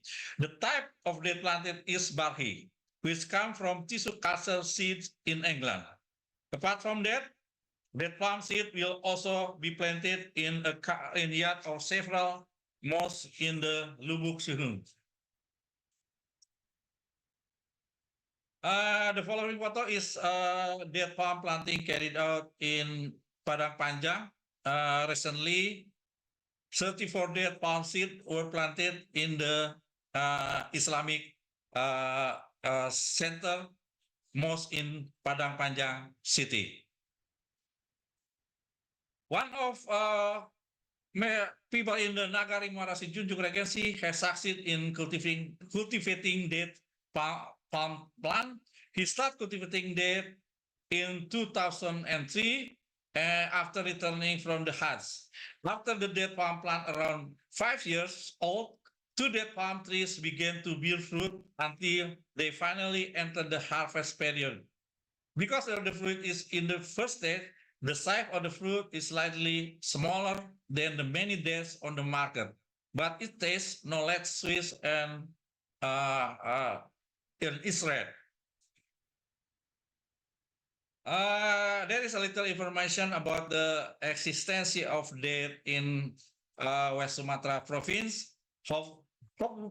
Hopefully, this very limited information can give a little idea that basically that palm plant can be cultivated in West Sumatra. But of course, by considering agronomic, soil, and climate aspect, and beside that, it is also necessary to choose a type of debt that is suitable for local information, for a local environmental condition. That's all Thank you very much for the attention.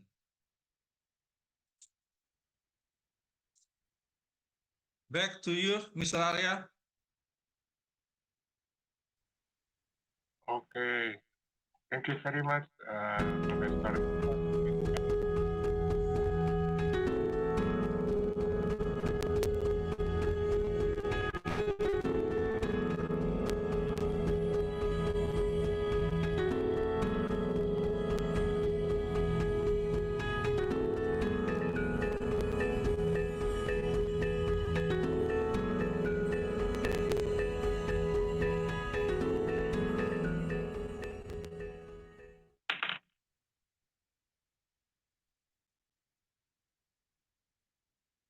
Okay, thank you very much, Prof. Irfan Suryansyah, for the nice presentation. Actually, this is not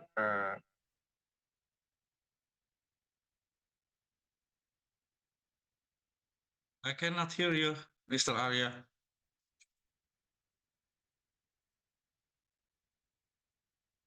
Thank you very much for Professor Irfan Suryansyah. This is actually not less information, but actually it's very basic, very important information that we believe that that fund can be planted in West Sumatra.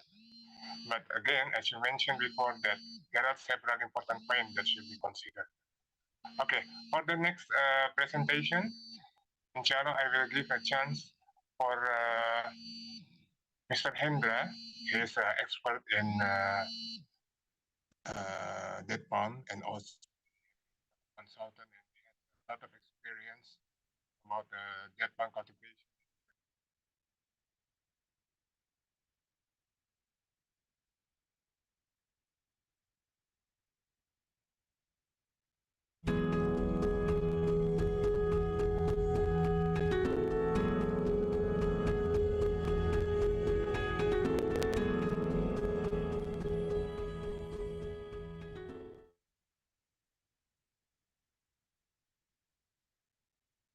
So for the next speaker, Mr. Hendra, the time is yours.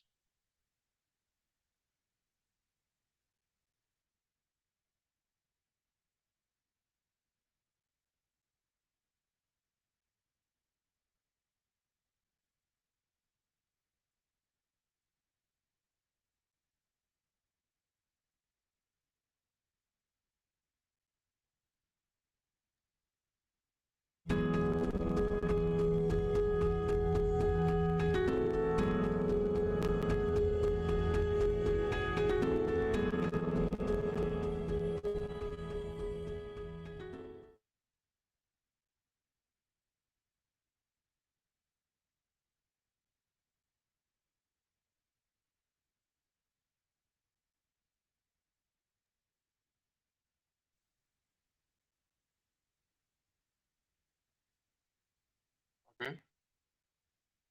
Please, Mr. Hendra, this is the time for you to give a presentation.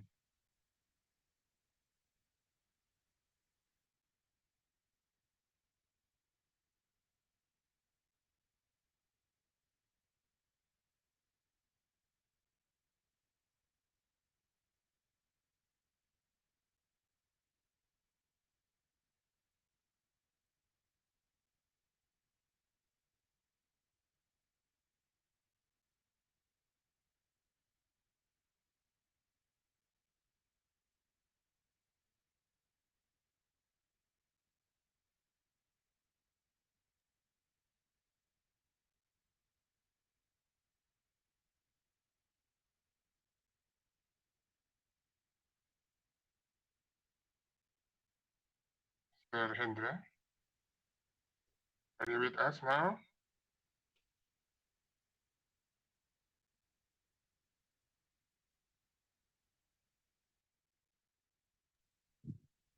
Halo, testing, tes.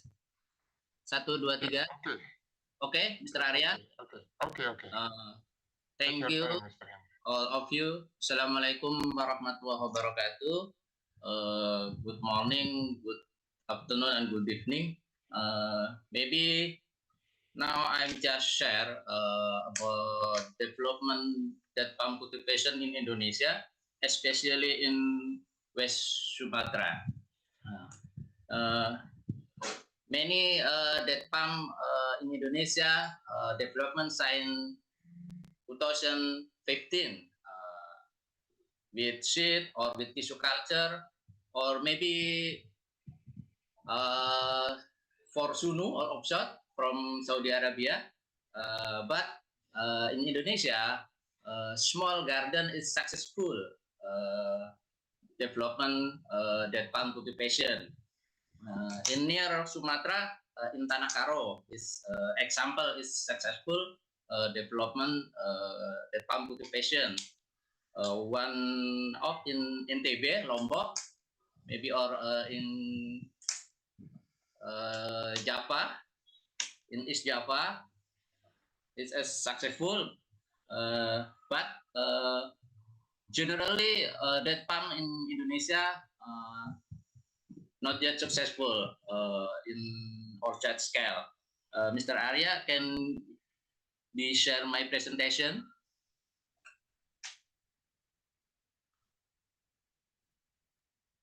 Okay, let's amendment.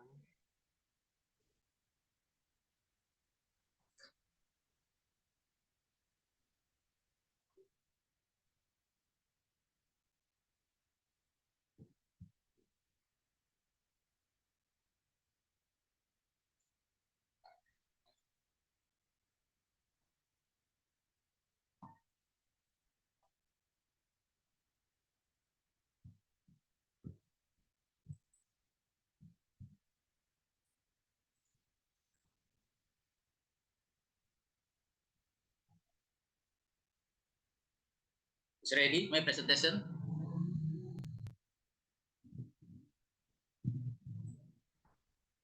Yeah, it's my presentation. This is a garden in Bogor, West Java, with area 50 hectare. It's not successful in Cariu, Bogor, because this garden use seed that palm, where is seed. Until now, it's not fruiting. It's fruit. It's many many male in fruiting in this garden. It's a seed, many male than female.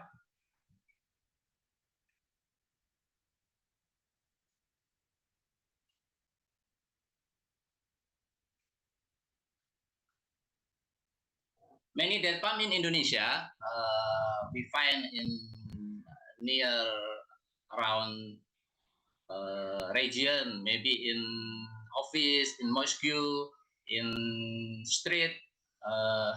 Many date palm from seed and not fruiting until now with maybe 10 or 15 years not fruiting.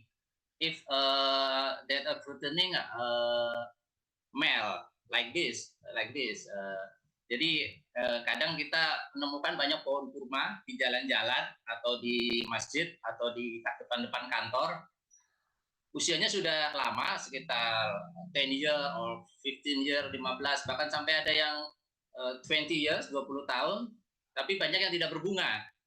Nah, kebanyakan yang ditanam ini dari bibit biji. Dan bibit biji itu adalah kelemahannya 70% yang ditanam itu adalah kebanyakan male, not female. Artinya dia tidak akan berbuah, not fruiting, jika kita tanam. Walaupun sebenarnya bunga jantan itu dibutuhkan untuk polinasi ketika bunga betina itu berbunga. Nah, karena pohon kurma itu adalah pohon yang disius untuk cross pollination. Cross pollination antara bunga jantan dan bunga betina harus dikawinkan secara manual karena bunga betina tidak memiliki bau, sedangkan bunga jantan itu yang memiliki bau, sehingga tidak bisa dibantu oleh serangga.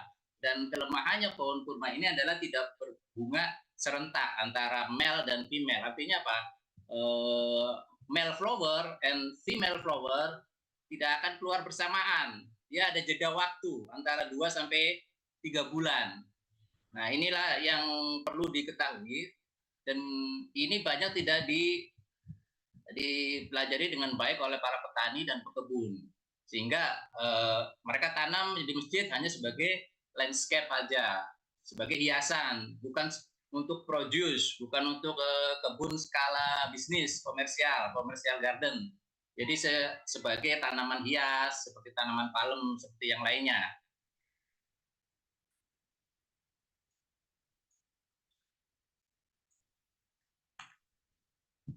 Next, Mr. Arya. Next. The next slide, please.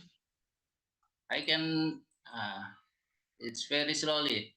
Nah, in 2020,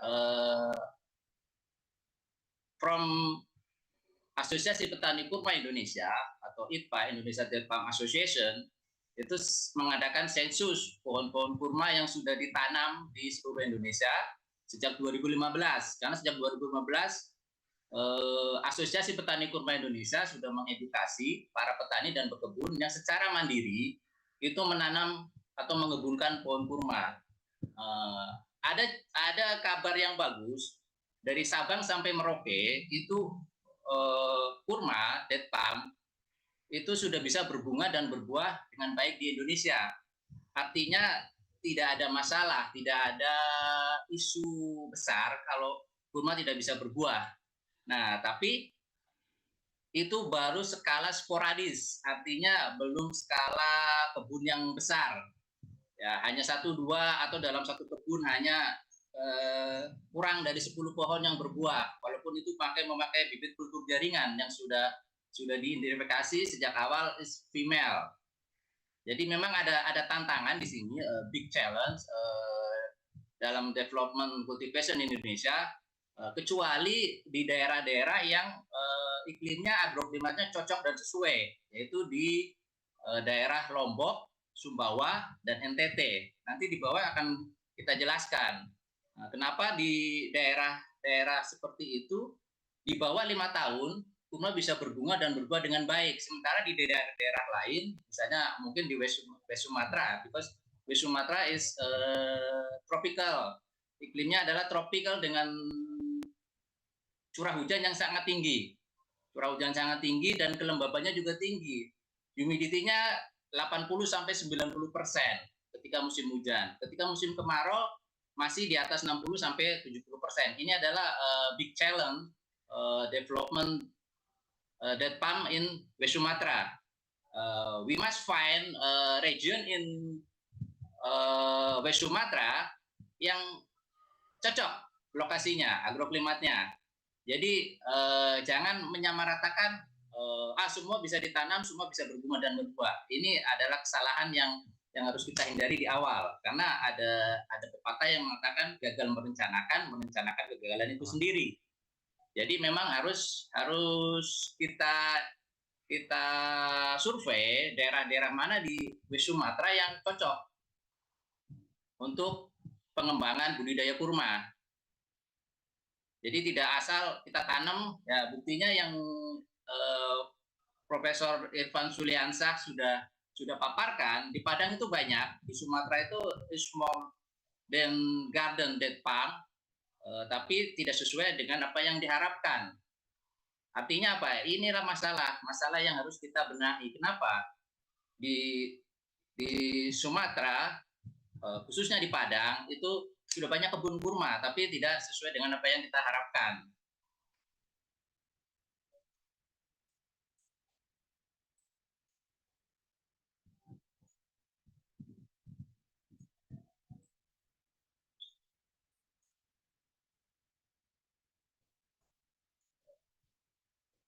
Mr. Arya can help me to... Next slide, please. Next slide. Yes, this real fact that beer fruit in Indonesia, in Lombok and in Borneo, Kalimantan Timur, itu sudah bisa berbunga dan berbuah dengan kultur jaringan, tissue culture, di bawah usia 5 tahun. Nah, artinya apa? Lombok iklimnya itu mendekati savana tropis. Untuk Kalimantan Timur itu juga di bawah khatulistiwa. Saya pernah ke sana, di Kalimantan Timur itu suhunya bisa sampai 38 derajat Celcius. Sama juga seperti di Lombok, suhu siangnya 38 derajat Celcius. Jadi pengembangan kebun kurma itu harus memperhatikan suhu, temperatur. Siang dan malam harus perbedaannya harus ekstrim. Artinya apa? Ketika siang itu panas-panas sekali, ketika malam harus dingin. Kalau bisa di bawah 20 degree Celcius. Itu yang akan memicu untuk keluarnya bunga atau pembuahan.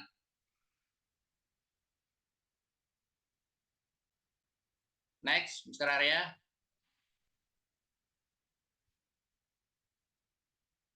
Nah, we can example in Peru. Peru and Chile is equator, like Indonesia. They can success development that palm cultivation with variety Majol in Peru. Ini artinya apa? Kita bisa melihat bahwa di Peru berhasil, di Indonesia juga harusnya berhasil, successful. Tapi ada tantangan yang besar di Indonesia, big challenge. Kenapa di Indonesia tidak berhasil seperti negara-negara lain yang terdekat, misalnya Thailand, or yang sama-sama tropik, iklimnya tropik. Jadi ada masalah di sini, ada masalah di SOP, Standard Operating Procedure, dan GAP, Good Agricultural Practice Development and Cultivation in Indonesia. It's generally in Indonesia.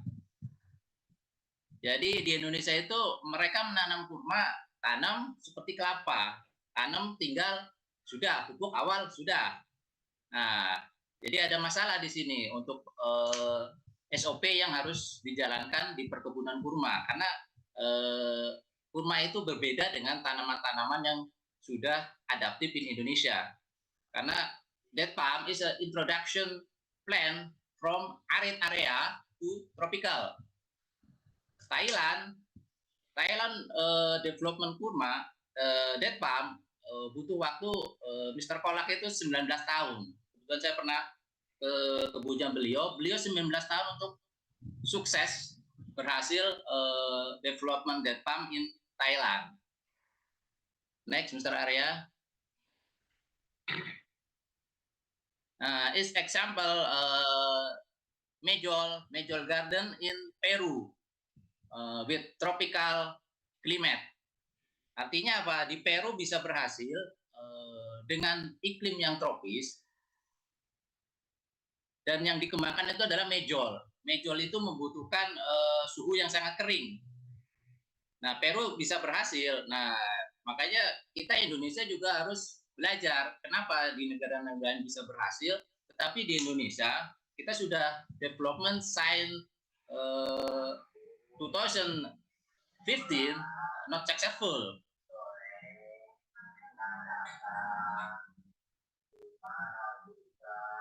Jadi find location is suitable from agroclimate is very important in Indonesia, especially in West Sumatra. We can learn from Tanah Karo. Tanah Karo with MDPL 700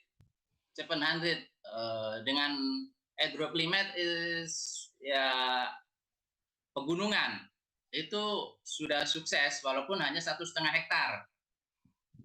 Artinya kita harus belajar dari Tanah Karo. Kenapa di Tanah Karo dengan ketinggian 700 mdpl sudah bisa berhasil mengembangkan perkebunan kurma dengan tissue culture, dan itu bisa berbuah serentak.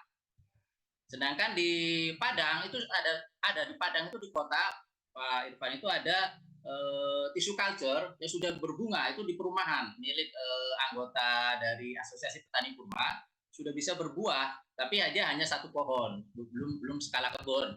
Artinya itu ada kabar bagus, ada kabar baik. West Sumatra can development that palm to successful dengan persyaratan yang harus dipenuhi. tidak bisa asal-asalan gitu loh dalam mengembangkan date palm ini in West Sumatra. Lanjut, Mr. Arya.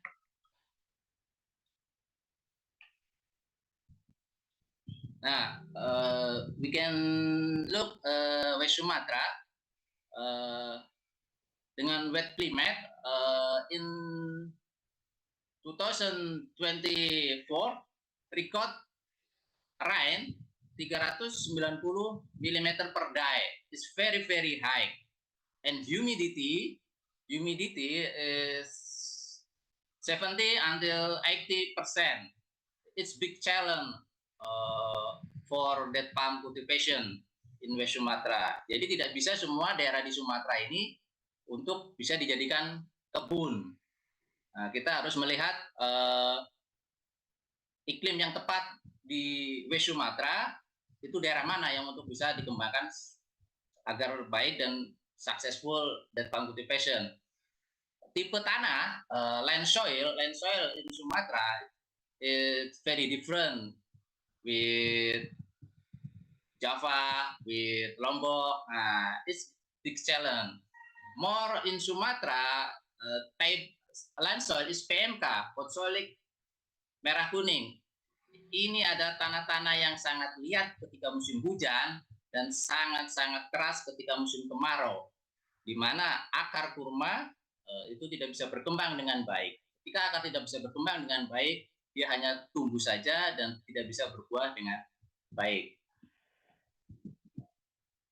Lot of people say Thailand can be successful. Indonesia, anyone success because this climate is same, but it's not simple as this statement. Jadi tidak mudah mengatakan Thailand sukses, Indonesia juga harus sukses. Thailand butuh waktu 20 tahun, Indonesia belum 10 tahun. Indonesia pengembangan development date palm 9 years. Walaupun sudah ada kabar bagus, beberapa kebunnya sudah berbunga dan berbuah dengan baik.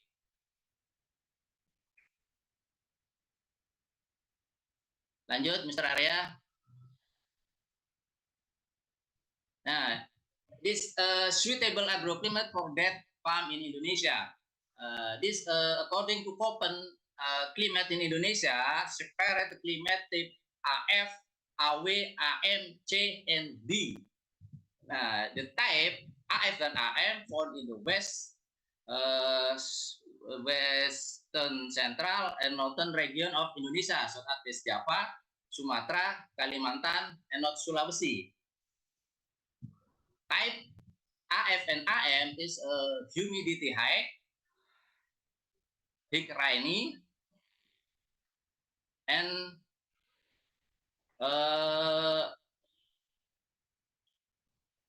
big challenge for date palm cultivation because many diseases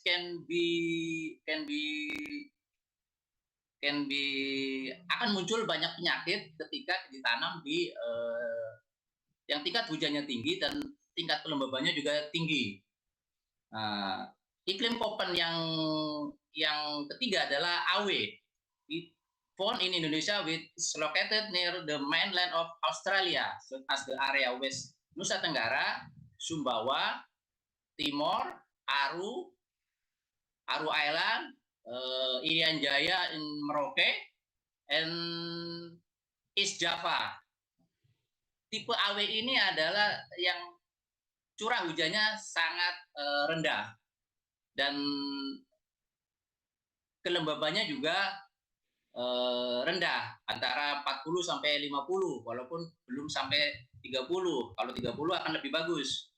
Nah, jadi kita bisa melihat di West Sumatra tipe-tipe yang agroklimatnya adalah AW.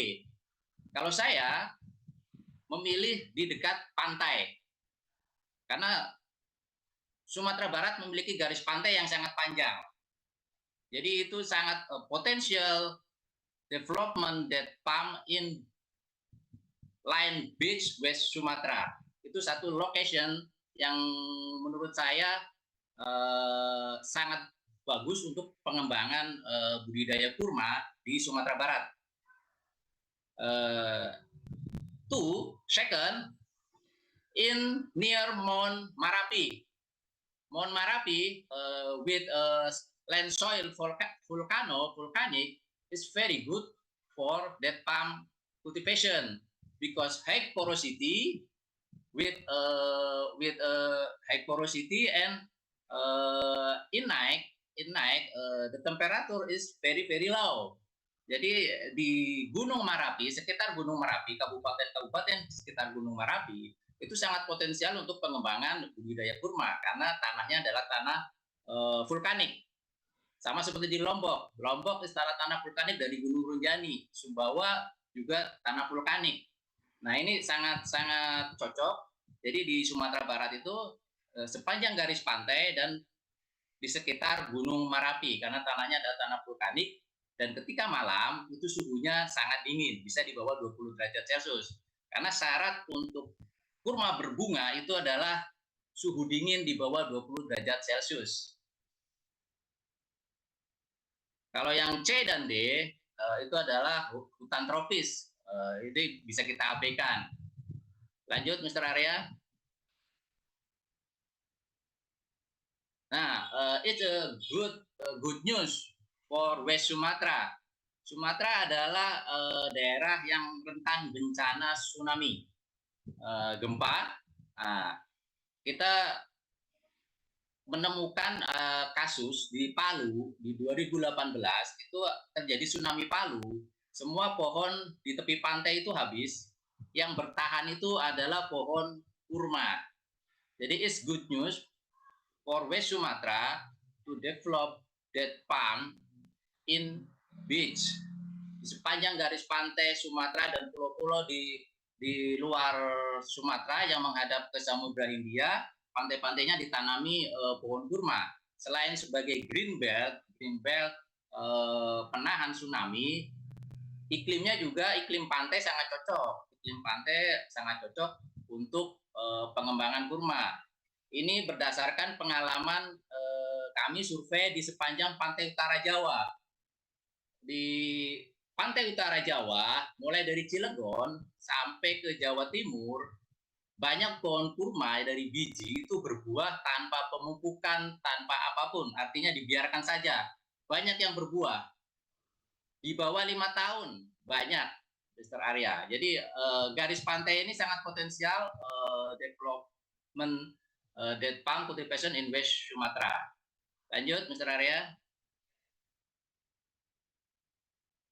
Nah, this example date palm plant in beach, date palm in beach, and West Sumatra have a beach. It's very long.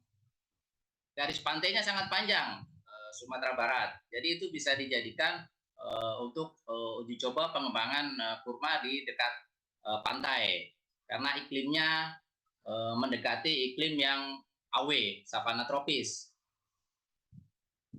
Lanjut, Mr. Arya. Nah, this sampel in Lombok. Rata-rata suhu tahunan untuk tumbuh di suatu wilayah biasanya antara 22 degree Celcius until 24 degree Celcius. Walaupun bisa ditolerir 7-50 derajat Celcius, semakin kering semakin bagus untuk date palm. Dan kurma menyukai perbedaan suhu yang ekstrim, temperatur ekstrim siang dan malam itu sangat disenangi oleh kurma. Makanya banyak kami menemukan di daerah Gunung Cermai di ketinggian 900 mdpl itu kurma mudah berbunga dan berbuah. Artinya West Sumatra carilah location near Mount Merapi, ketinggian 500 sampai 800 mdpl. Jadi waktu berbunganya juga membutuhkan suhu malam minimal 17 sampai 20 derajat Celcius. Ini temuan yang kita temukan di Indonesia. Ketika bunga kurma muncul, itu biasanya adalah awal musim kemarau. Kalau di Jawa itu istilahnya medibing. fase cold start musim kemarau. Di awal musim kemarau itu suhu sangat dingin malam. Itu efek dari angin monsun dari selatan Australia. Itu bisa kita pelajari. Untuk daerah Lombok itu akan lebih dulu berbunga dan berbuah di awal Juli dan Agustus ketika fase cold datang. Kedua, date palm itu menyukai tanah yang porositasnya tinggi, berpasir, dan pH-nya itu antara 7 sampai 8. Sementara di Sumatera, Meni Sumatera, pH LED tanah itu rata-rata itu, apalagi kalau yang gambut itu adalah di bawah 5 pH-nya. Atau 4, bahkan ada 4. Saya pernah ke Bengkalis Provinsi Riau, pH-nya adalah 4. Ini sangat tidak ideal untuk kebun kurma. Karena fakta yang di Lombok, ini kebun yang saya pegang itu pH-nya adalah 7 sampai 8 dan tanahnya itu adalah tanahnya vulkanik, berpasir vulkanik dengan kandungan batuan-batuan kecil. Oke, lanjut. Mr. Arya. Sorry, maybe we have to, limit the time, so give more opportunity for the next speaker. I hope that you can finish the presentation in 1 or 2 minutes. Thank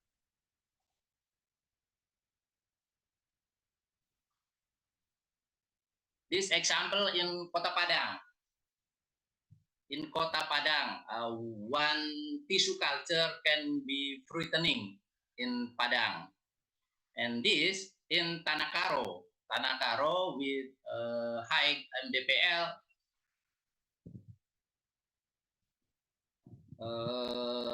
700. And this potential that palm is very, very general potential because Indonesia is most Muslim in Indonesia, and each Ramadan that palm for fasting.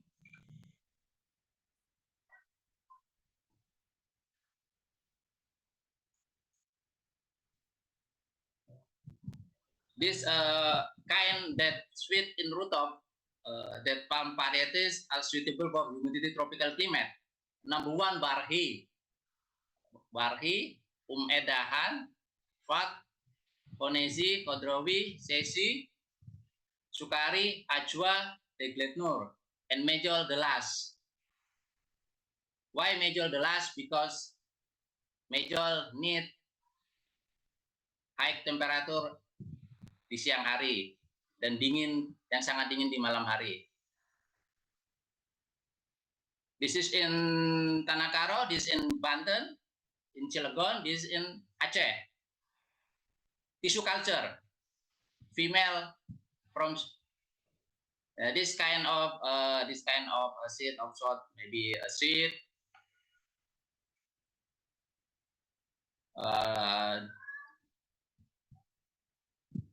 tissue culture, and offshot anakan. Offshot anakan atau bahasa Arabnya adalah sunu. Jadi pengembangan development that palm cultivation with tissue culture, sunu, dan seed.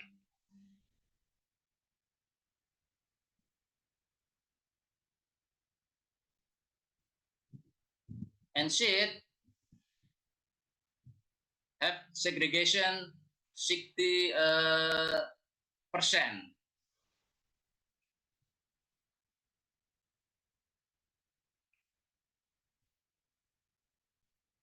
Seed strict selection, fakta 70% male.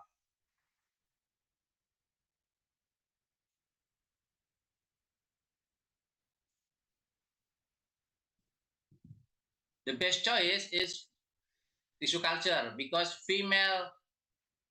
most female.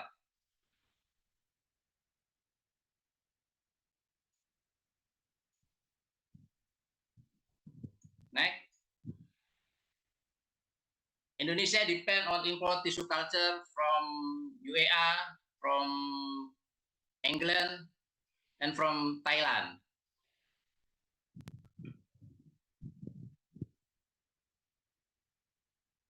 This is a development tissue culture in Indonesia. Since 2017.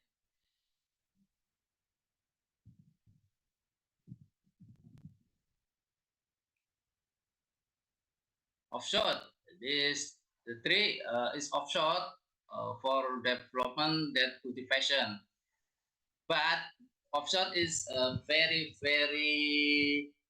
ya harganya sangat mahal kalau mengadakan offshore dan sumbernya juga kita tidak memiliki. Jadi kita harus mengembangkan offshore dari kebun yang sudah berhasil seperti di Tanah Karo atau di Lombok. Nah, this example offshore Sunu from Dead Palm Garden in Banten, in Cilegon, is female.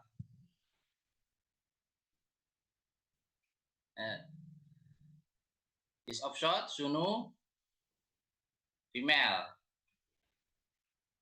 Preparation of the land is important.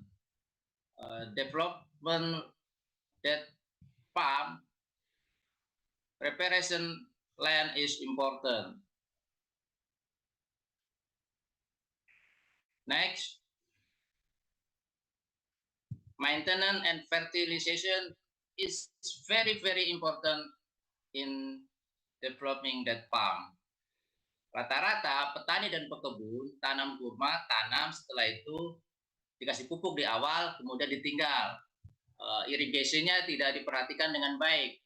Cause that palm need water every week, 200 liter every week. Sementara petani-petani di Indonesia asal saja, apalagi kalau musim hujan ya sudah tidak disiram. Ketika musim kemarau, every week 200 liter one plant for irrigation. Next, pH. It's very important. pH must 7 until 8 for garden dead palm cultivation.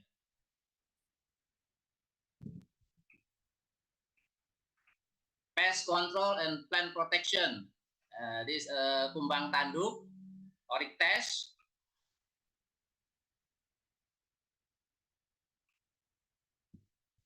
Red weevil in Indonesia. In Indonesia red weevil juga menyerang kurma. Ini sangat-sangat fatal. Nah, ini yang pest control leaf cause humidity, high humidity, karat daun di kurma ini juga sangat mematikan. Bisa menghancurkan satu kebun karena penularannya ini sangat cepat. Karat daun, banyak kebun-kebun yang sudah gagal total karena penyakit ini. Banyak dijumpai di daerah-daerah yang humidity-nya is very high dan curah hujannya juga sangat tinggi. Okay, Mr. Hendra, I think I give you 30 seconds to complete the presentation in order to give opportunity for the next speaker. Thank you.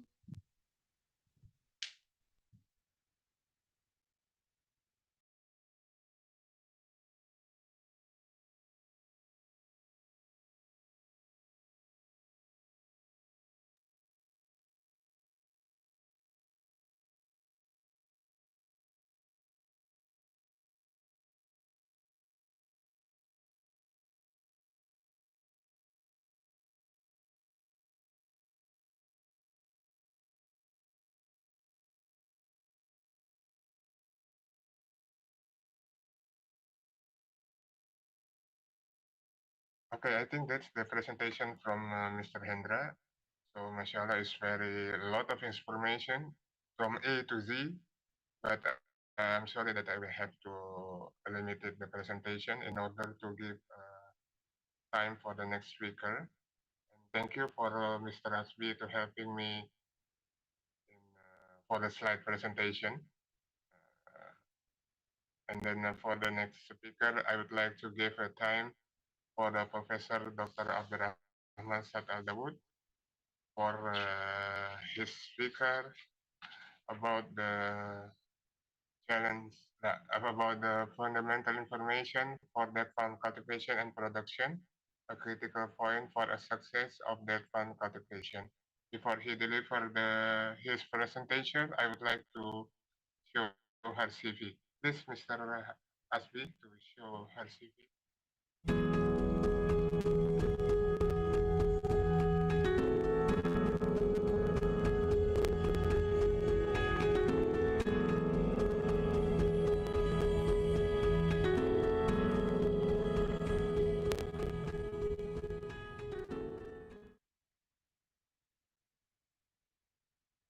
Okay, doctor.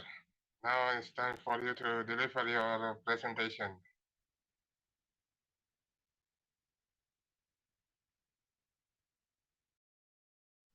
السلام عليكم ورحمة الله وبركاته.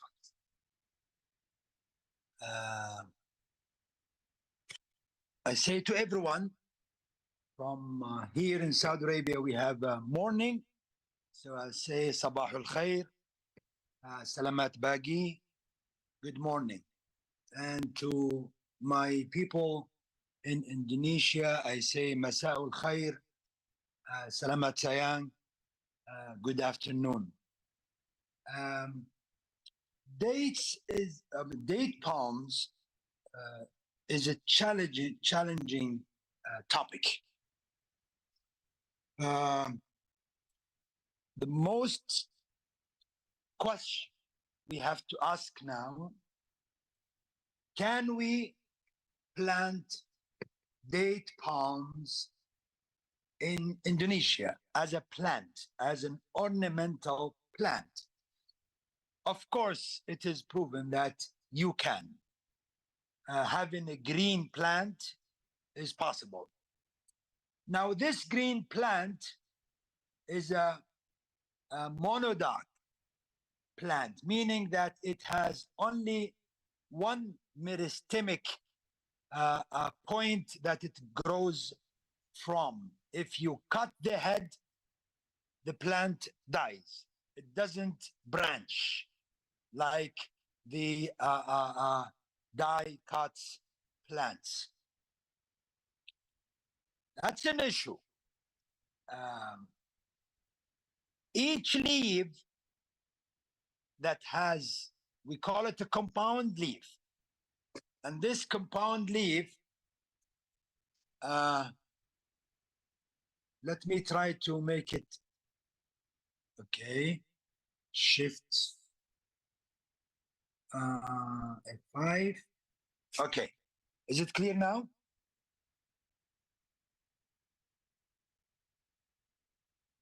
Do you see Yes, it, Dr. Ad? Yes, okay. That's good. Okay. Okay. We talked about the history, the production with all the respected speakers before about date palms, so I will skip it. I just want to show you how a healthy palm should look like. Allah subhanahu wa ta'ala said in the Quran, وَالنَّخْلَ بَاسِقَاتٍ لَهَا طَلْعٌ نَضِيدٌ, and told date palms with ranged clusters. And Allah said to Maryam, may peace be upon her, the mother of Isa, He said to her, وَهُزِّي إِلَيْكِ بِجِذْعِ النَّخْلَةِ تُسَاقِطْ عَلَيْكِ رُطَبًا جَنِيًّا, and shake the trunk of the date palm towards you. It will let fall fresh, ripe dates upon you. And you know that at that time, Maryam, she delivered Isa when Allah sent the message to her. This means that we traditionally, we give dates or cakes made of dates for delivering women. It will help them a lot because of the high fiber, high vitamins, lots of sugar that will give energy and help laxivate the abdomen activity of the mother. And the sunnah is to give little date that you press between your fingers, give some saliva, and then you give the newborn a start to feel the start feeling of food. First food that should be given to the child traditionally to us is dates. There are many varieties, more than 400 or 500 varieties in the world. There is more than 50 varieties in Saudi Arabia. Lots of variety that can be consumed in their khilal stage or in their tamar stage. We'll talk about the stages now. There are many varieties that are very sweet in the khalal, which is the different colors, yellow or red, that are very sweet. There are varieties that are not sweet. These are some pictures of the famous varieties in Saudi Arabia. Of course, Ajwa, Sukkari, Sag'i, Khalas, Khudri, and mixed varieties. So other much varieties. That's talking about date palms in general. Now, let us look at this picture. To the right is a diagrammic picture of the date palm. To the left is the actual date palm. Now, when I say there are many aspects that has to be known about date palms. Number one, let's look from the bottom of the picture, the right picture. You can see roots that can go deep, which hold the tree from not falling down. And then some other side branches of roots in different levels of the soil. And then we have the main base or the bulb of the palm. And from there, the attachment of the soil to the date palm, offshoots, normally they come out. And they come and practice the behavior of placenta as if the mother of human, where they have a connection to the mom that they give, the mom gives the offshoot the food. Now, where does the offshoot come from? Each leaf you can see on the top, on the left hand side, on the top, the green one, started from the bottom. And then when they grow, then the bottom ones, they dry. The suction system of date palms, because it's a monodic, every part of the plant has its own root. And when this part dies, the root system goes to another part. It's like a marathon where they run and they give the rod to the next runner. That's exactly what happened with roots. When a part that has been fed by a root dies, or a bunch of dates finished, a leaf dried, the root will go to the next job for it. And then also we have the offshoots in the middle of the tree, like you see then in the diagram, or underneath the top of the tree. Now, each leaf has two source of growing: the flower bud and the shoot bud. Shoot bud can have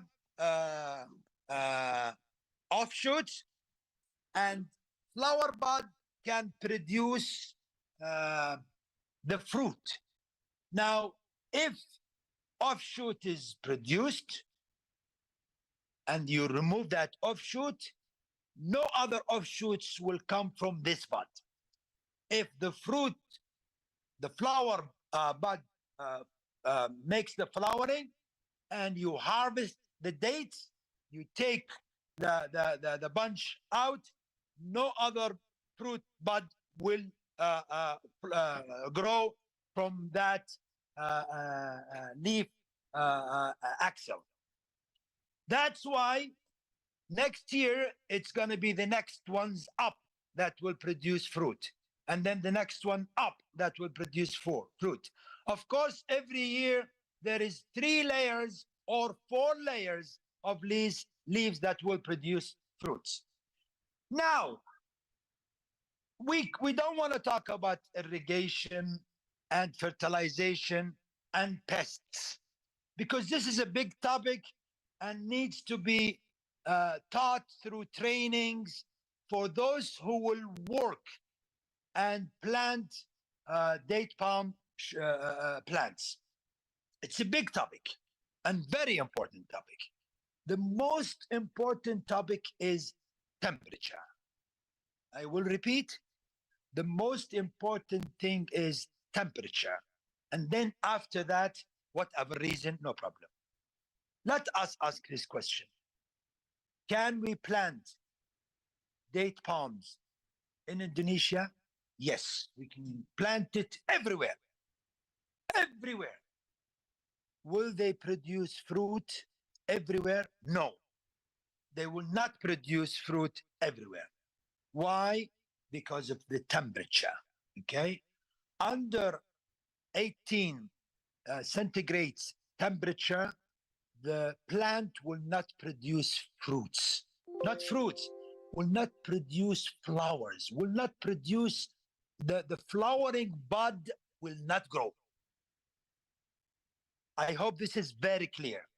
If we have temperature be above 18 centigrade, then the bud, the flowering bud will reduce.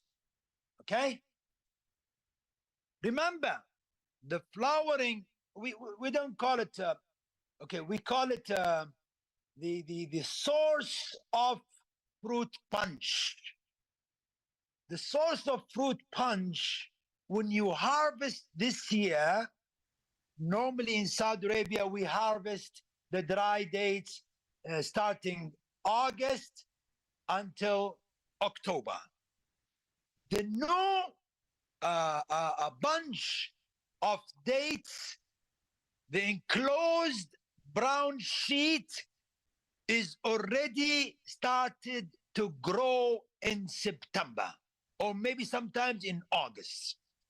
For the next year flowering, which happens in my country, February and March. Okay? Now, this will not start September in our timing if the temperature is less than 18 centigrade. Now, when they come out, we have another problem. We have the flowers, and then we have to take care that we have male flowers. We have the flowers, and then they are pollinated, and small little successful ripening, successful pollinating fruit become green. All date palm varieties, they start with the color green, and this is called kumri, which is green color. This green requires accumulation of temperature during the time of the fruiting season for it to change to halal stage, which is yellow or red. Now, yellow or red need to change to rutab stage. Again, it requires critical minimum accumulated temperature for this stage to go to rutab stage, which is half and half yellow, half brown, half red, half brown, or black. And then after that, rutab will change to tamar. This requires more heat and requires less humidity because we need drying to happen. Let's go and look at examples. Now you can see in the top, this is yellow color, or yellow variety, which is barhi, and it is in the halal stage.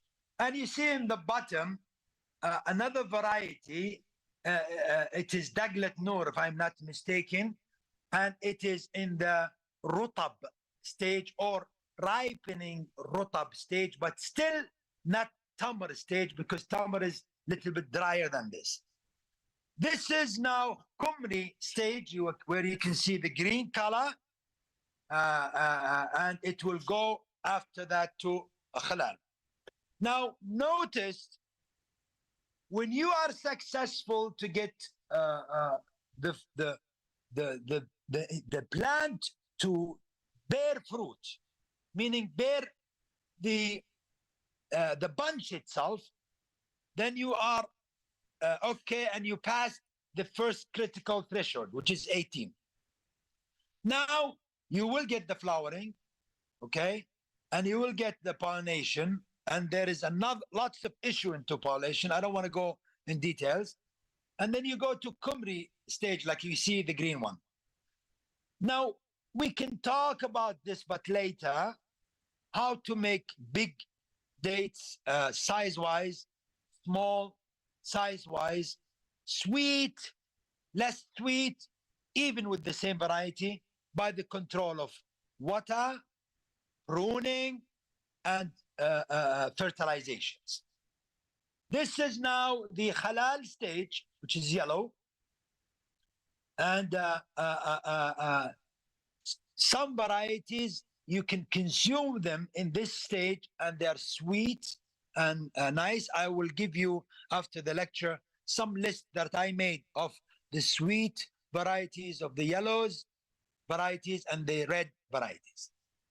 This is an ideal farm that is more than 20 years old, and this is a farm that is in the fruiting stage, and they use this kind of covering because of sun burn. They don't want the sun to burn.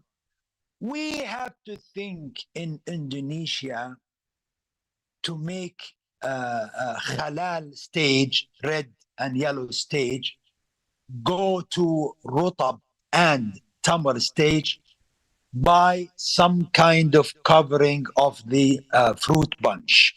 And this requires lots of experimentation, and I think it is doable. So how do you harvest dates? You either pick them one by one. That's when we have the rutab stage, because we, for example, harvest all varieties when they are half colored, which is yellow or red, and half rutab. They are sweet and nice.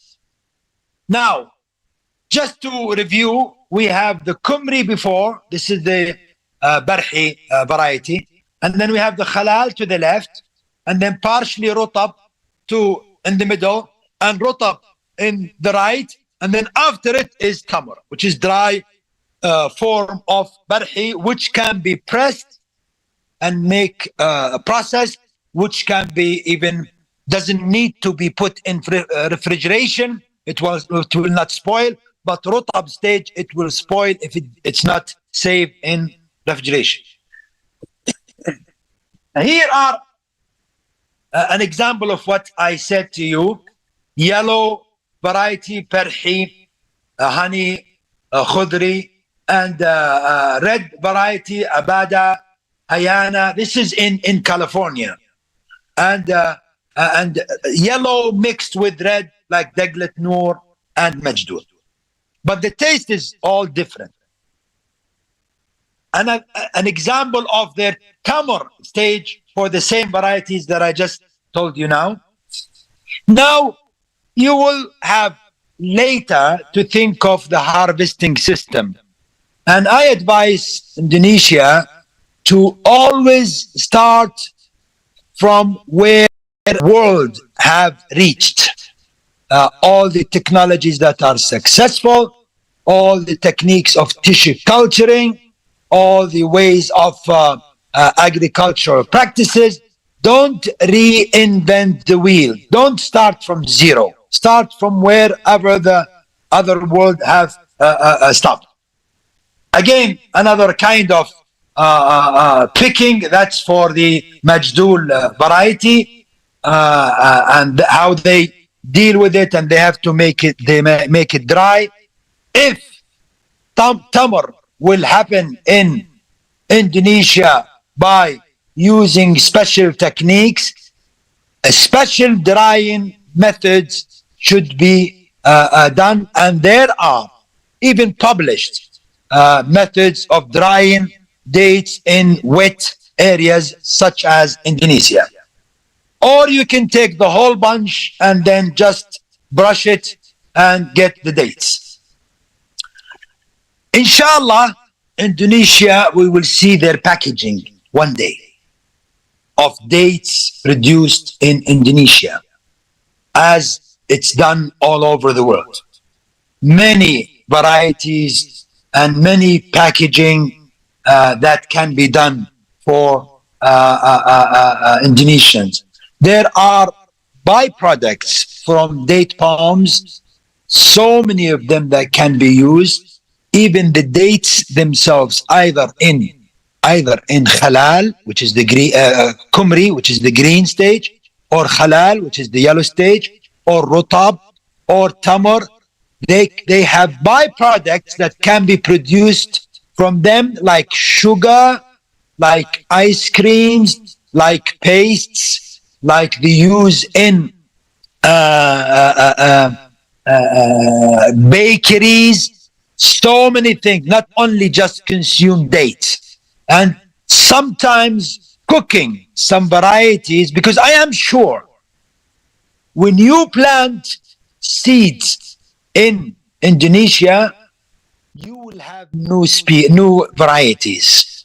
You will have lots of males, which is good to have males, but you will have lots of varieties, and if they the bunch and produce the green stage or the yellow stage, and the green stage is bitter, it's not sweet.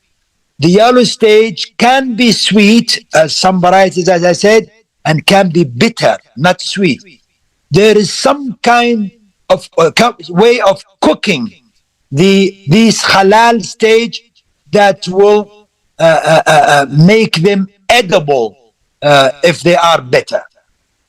And that's some presentations of varieties, and there are so many byproducts that can be done with dates. For example, barhi, you cannot put it in a package and save it for months. It will go bad because it is fresh halal yellow stage. But if you dry it and it becomes crunchy, like the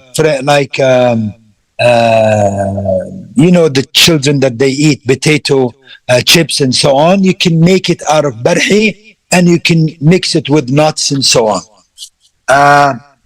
This is what I would like to see in Indonesia market, where we can see them selling the date palms. I will show you now some naming of varieties. I'm just starting another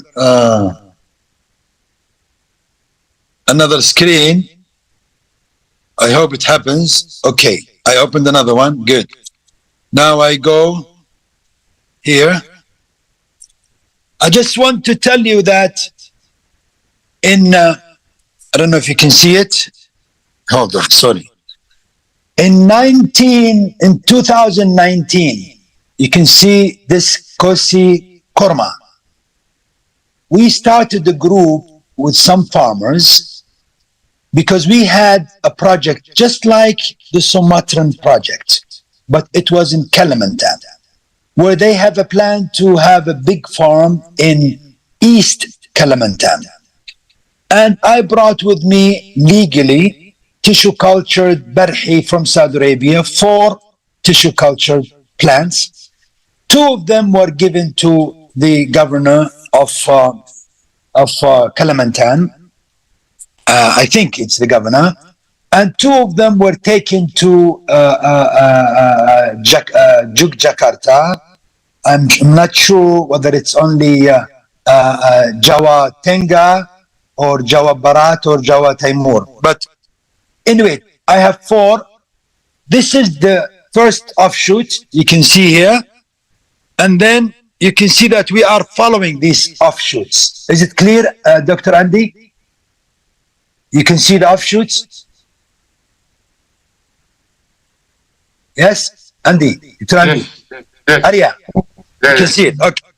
Look, we are following it since 2019, and you can see English write-up and Indonesia write-up. I am with them, and still we are surviving. Looking for the dates. Look at it after what? October, no, December. Okay, and finally, finally, you can see it. This is in October 2022. See the picture. This is the offshoot that we brought. We haven't seen the starting of fruiting yet. Now, I will tell you some variety names that I gathered, but it's in Arabic and I will tell you in English.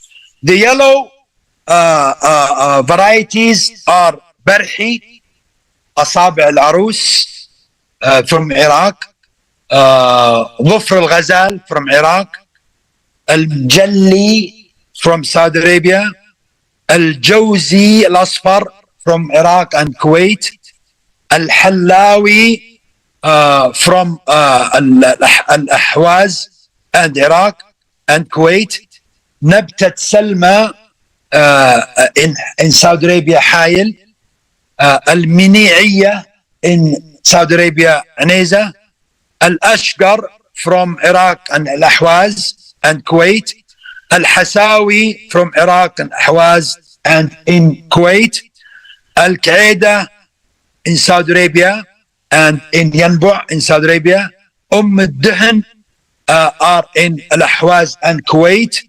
Al-Rmaythi in Saudi Arabia and Hayil, Al-Samnawi in Iraq. Remember, all of these are yellow and they are sweet.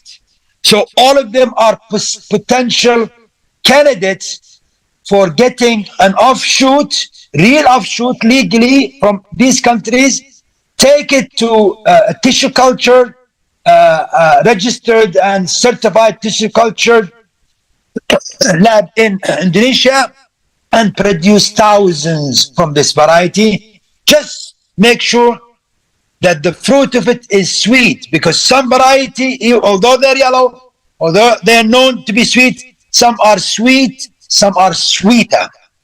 And the red color varieties, for example, some names, Brahmi from Al-Ahwaz and Iraq, and it's now in Kuwait and Emirates and Saudi Arabia. Al-Habsi, also it's red. Shagra is in Saudi Arabia, is red, and in Al-Jof, Skaka, Saudi Arabia. Al-Hilwa in Saudi Arabia. Al-Zaghlul in Egypt. Al-Jawzi al-Ahmar in Kuwait. Now, I am done now from the presentations. I will stop them now. And I want to say one last thing.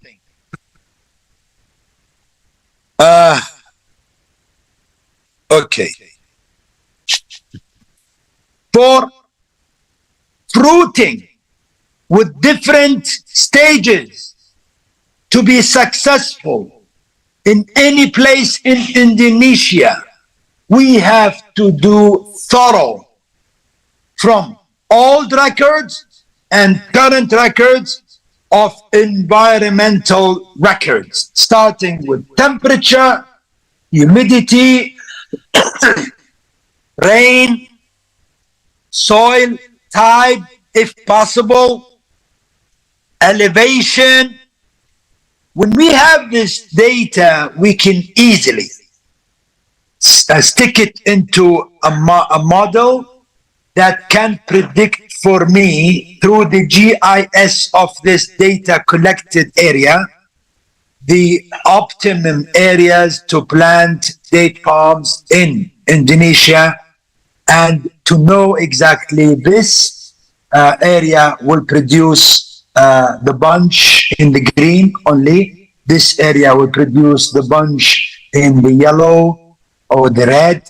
This area will produce the rutab, and hopefully maybe some micro environmental areas in Indonesia that we have to hunt and find will make rutab that will produce dates. Thank you very much, and I hope I added something to your knowledge. Yes, thank you very much, Dr. Jazakallah khair. And one thing actually that I would like to ask from you is if you are possible, can you open your camera, because we are very happy to be happy with you. And many people would like to... I will open it. I am not in official gear, but it will show you my face. Okay, syukran Dr. Wali, Dr. Jazakallah khair. Okay, no problem. So for the participant, now we are opening the session for discussion. If you have any question, we are very welcome. And then for this session, I will give time for two participants to ask a question. So you can raise your hand. So Ms. Erna Abidin, our Professor Erna, and then Mr. Alwi Rahmatullah. And then, okay. Now I would like to give first time for Professor Erna for the Netherlands to give a question or maybe any comment. Please, Professor.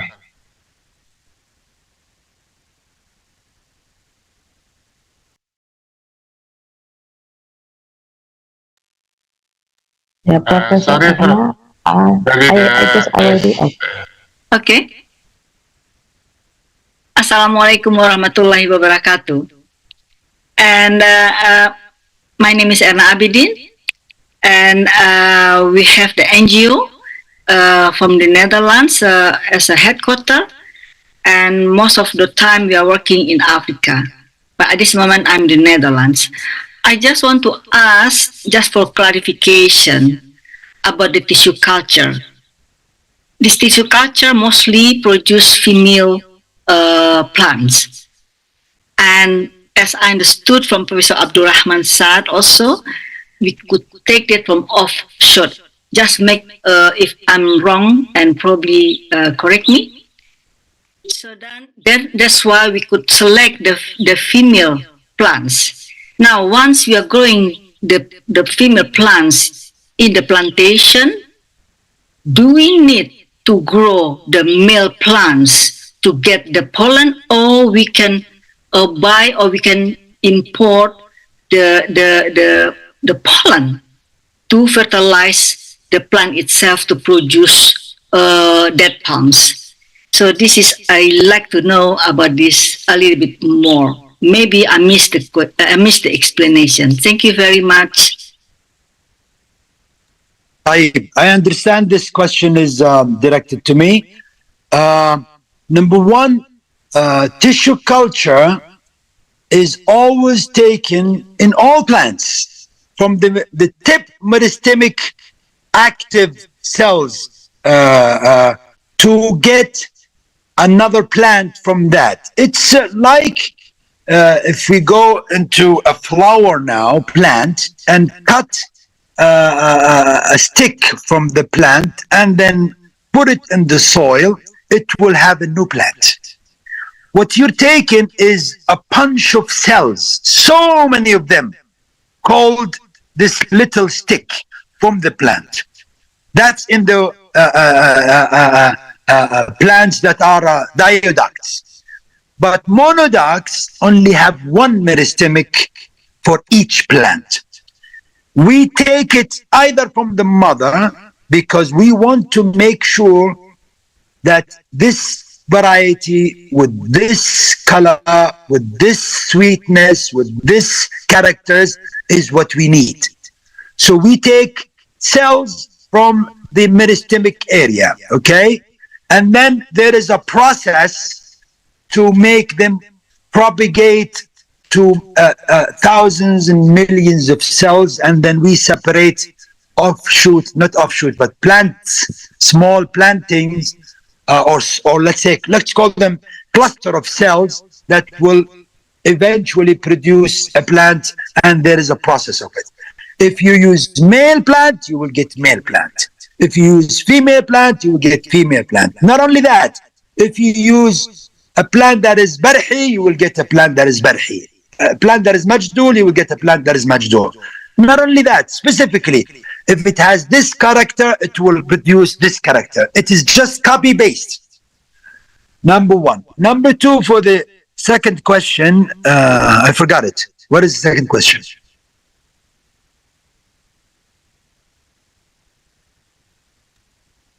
Arya. Okay. So if I'm not mistaken, the second question about the pollen.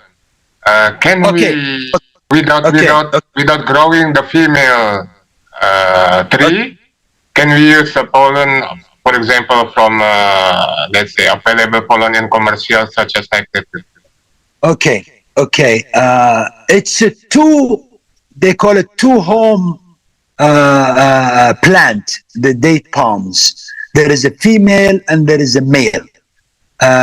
You need the pollen for the succession of the pollination of the flower of the female.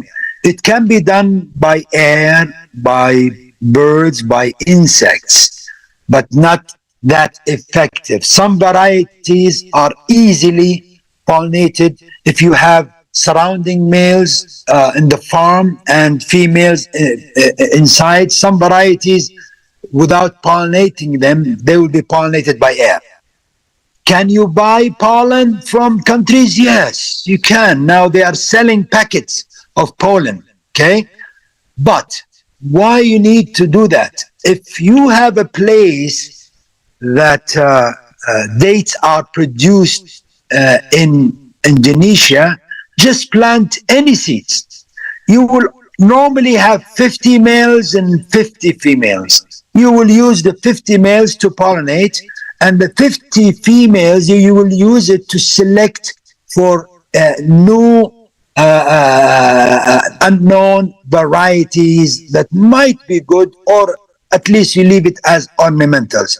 So I would recommend always the seedings of these plants for the purpose of to create males is to be done surrounding the farm, not inside the farm, meaning the edge of the farm. All edges of farm are seeded, and then 50% of them at least will be males, and they are going to be a good source of pollen. If the weather allows for fruit bearing of the female, it will allow pollen bearing of the male. I hope I answered the question.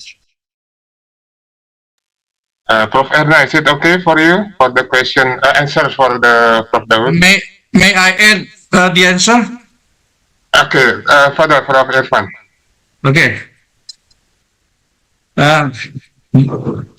Erna, propagation via tissue culture depend on the initial explant use.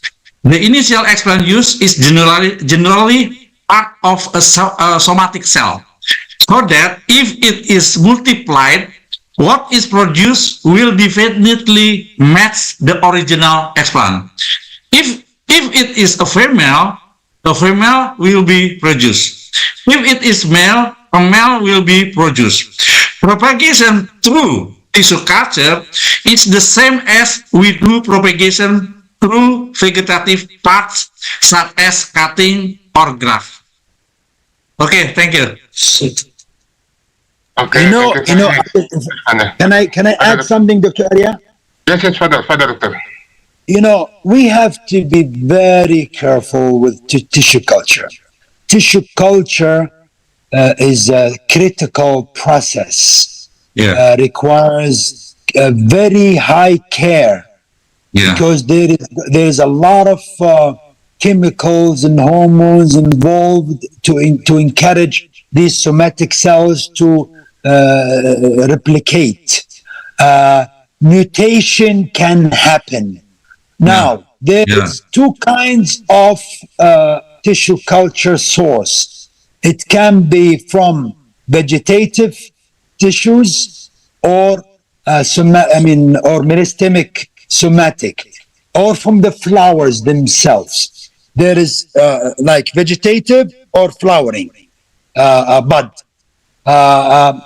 Just be careful. Find the latest in the tissue culture industry.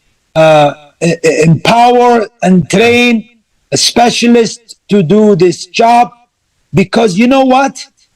Your results you can't see until after 6-7 years. We have varieties now, especially Barhi, the first batch that was created from tissue culture through a certain source, everybody knows, cannot be pollinated. Very difficult to pollinate. Some years can be, some years cannot be. It's like it is infertile flowers. So be careful, discuss with long information what's the best method and process of tissue culture that should be certified by the Indonesian government. Thank you. Yeah, the weakness of tissue culture is that somacronal variation also occur frequently. Yeah, that's right, doctor. Okay, thank you. Yeah, yes. I am not an expert actually in tissue culture. I am a farmer before I am a professor. In farming, I saw people crying. They see the fruiting happening or the flower happening every year, and they pollinate. They have tons of pollination, less pollination, early pollination, late pollination, and they don't get dates. And they are so frustrated. But this is now gone, because now we are practicing good processes that is reducing this to the minimum. Yeah.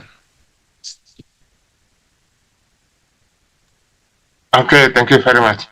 Maybe from Mr. Hendra, do you have any experience regarding the tissue culture in Indonesia? I mean, the percentage of the success of planting tissue culture in Indonesia especially.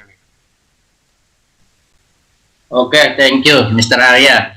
Tissue culture in Indonesia since 2015, development from Sabang until Merauke.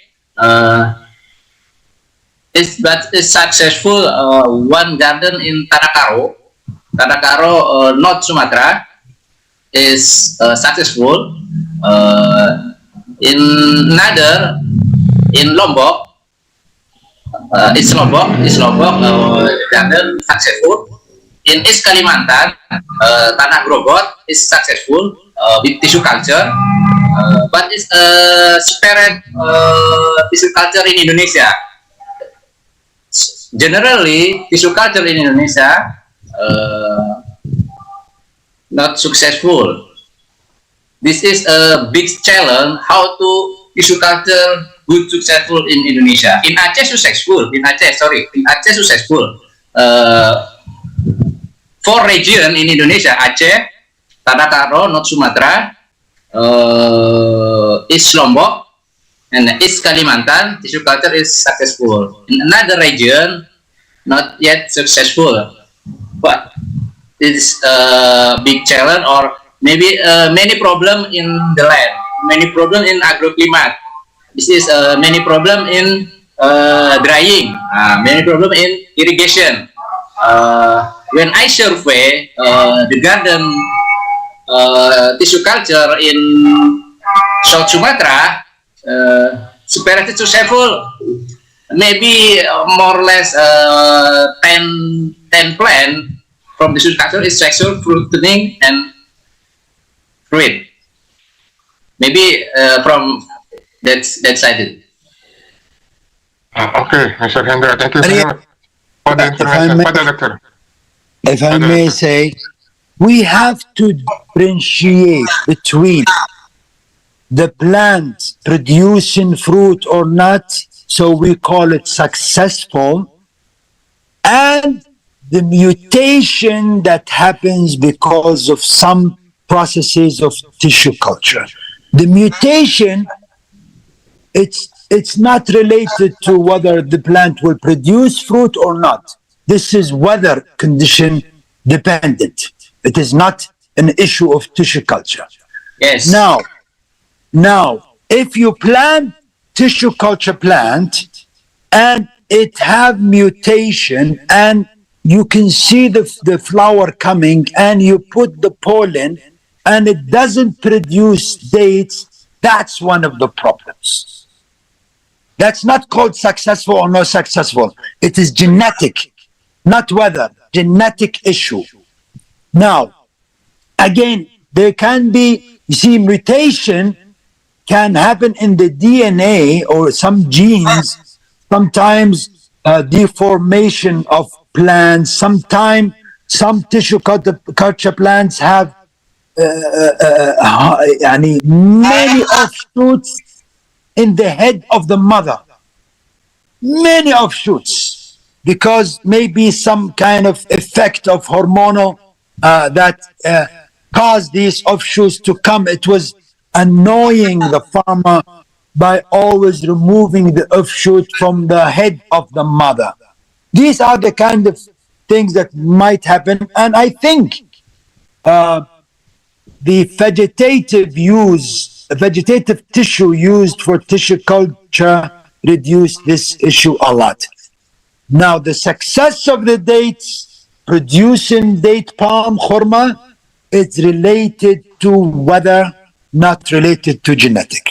Thank you. Okay, and thank you, Prof. Daud. For the second, I would like to give opportunity to Mr. Alwi Rahmatullah.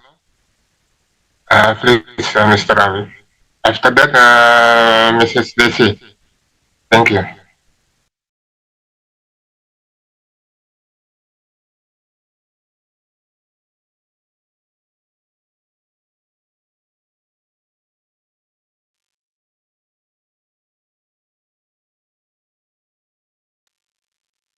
Baik, Assalamualaikum warahmatullahi wabarakatuh. Nice to meet you, all the participants, and especially for the Professor Abdul Ghad bin. I want to introduce myself. My name is Alwi Rahmatullah. I'm a young farmer, especially date palm. We are from the Indonesia date palm farm in Indonesia. We also maybe try to make a farm in Indonesia, and now maybe we can many to give the experience from you, and then I want to give you maybe report some the Indonesia date farm. We found in this moment some the area can they produce the date palm is maybe is can the flowering is every time. Maybe Mr. Hendra can tell before, like maybe we can learn from in the Karo in the Sumatra is near from the West Sumatra. I think West Sumatra can learn from directly to Karo, and then we have the special area is this name is Nusa Tenggara Barat is near from the Bali. Is have the savannah, maybe the area is very suitable for the date palm. And maybe I want to give you some report from the tissue culture in Indonesia. Have some research and some maybe professor have successfully for the tissue culture laboratory. I have some the professor in Indonesia. He's tried for the tissue culture and have the I think is the sometime is kind of is successful before. And maybe the I want to ask a question. Maybe is for the Mr. Professor Duot is about the pest. Maybe we have the challenge about the red palm field. Red palm field is now in everywhere we can in the some the area that farm is mainly our plant is die because the red palm field is very danger in this moment. And I want to question to Professor how to handle about this red palm field, especially Indonesia. Many pests and disease in the area of Indonesia. And then the last, maybe I hope Indonesia government or NGO and other, maybe in the next year or we hope there maybe many young farmer, especially that farm can make maybe study tour on the visit directly to maybe to Saudi Arabia, to King Saud University, make some the study tour from Indonesia to directly to King Saudi University, maybe to Mr. Arya, and he can maybe to more the learning for the directly in the place of the kurma or that farm. Okay, this my question. Thank you. Thank you, Mr. Ravi. Further, Doctor. Yeah. Now, I didn't want to mention pests. My interest in pests as an entomologist, that I look into them in an integrated approach, what we call integrated pest management, which takes in account the health of human, of the environment, of animals and other creatures when we use tactics for managing these pests. There are many pests that are related to the bad use of agricultural practices. For example, excessive fertilization, excessive water, the positioning of the water, the modification of the positioning of the palm tree in the farm.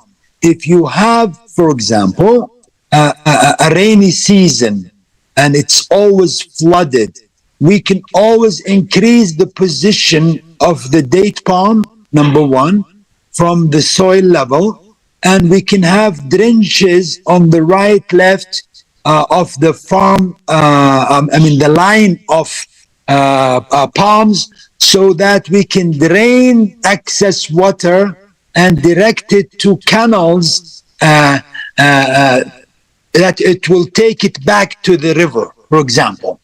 There is lots of activities that we have to be aware of. How to do it? We have to give special training in IPM, Integrated Pest Management, of these different pests. We are specializing now in date palm pests, specifically red palm weevil. We have a system to early detect the presence of the insect, and we have injection systems using microbes, that is fungi and bacterium and nematodes, without the use of pesticides. And it is successful in Saudi Arabia. And I would love to find people who are interested in applying the system that we are using right now. I have my students that have their PhD now. I send my phone for those who are interested for the study of IPM in date palms or in oil palm. I have two professors, Dr. Sekerno in Jugjag, what is it?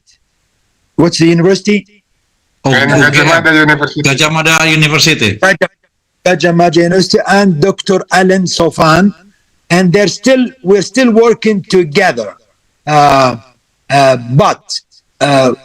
you have to think of the pests, because after you spend time and money locating the right place for the palm, spend time and money for irrigating and propagating and planting for 5 years and so on and so forth, you have a lot of pests that will attack the plant. Some will attack the trunk and kill it. Some will attack the fruit bunch and destroy it. Some will attack fruits by themselves. Some will attack the leaves. They are insects. They are animals in general. They are diseases in different kind of things. There are some dangerous diseases that you have to be careful not to bring into Indonesia. And without specifying that, some countries, varieties have been destroyed because of one disease. That's why I say, please, Indonesia, start working correct. Learn from the mistake of the world, because you are now a fresh baby in the date palm industry. Let's do it the right way. Okay, thank you, Doctor. So a very nice advice. We are still fresh, and we can start everything in a precise and correct way. So in order to achieve a success in the future, inshallah. For the next, I will give the time for Mrs. Desi from BPTPH, Sumbar. Take your time, Mrs. Desi. Okay, Bismillahirrahmanirrahim. Can you hear my voice, sir? Yes, clear. Is that clear? Clear? Yes, yes. Okay. Thank you. Assalamualaikum warahmatullahi wabarakatuh. First of all, thank you for the great opportunity. So, a moment, please. Sorry.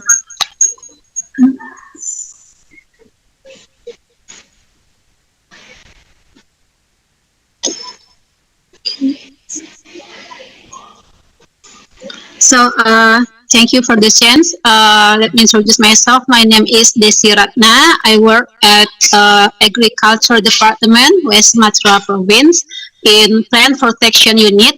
So, here is my question for Professor Abdul Rahman.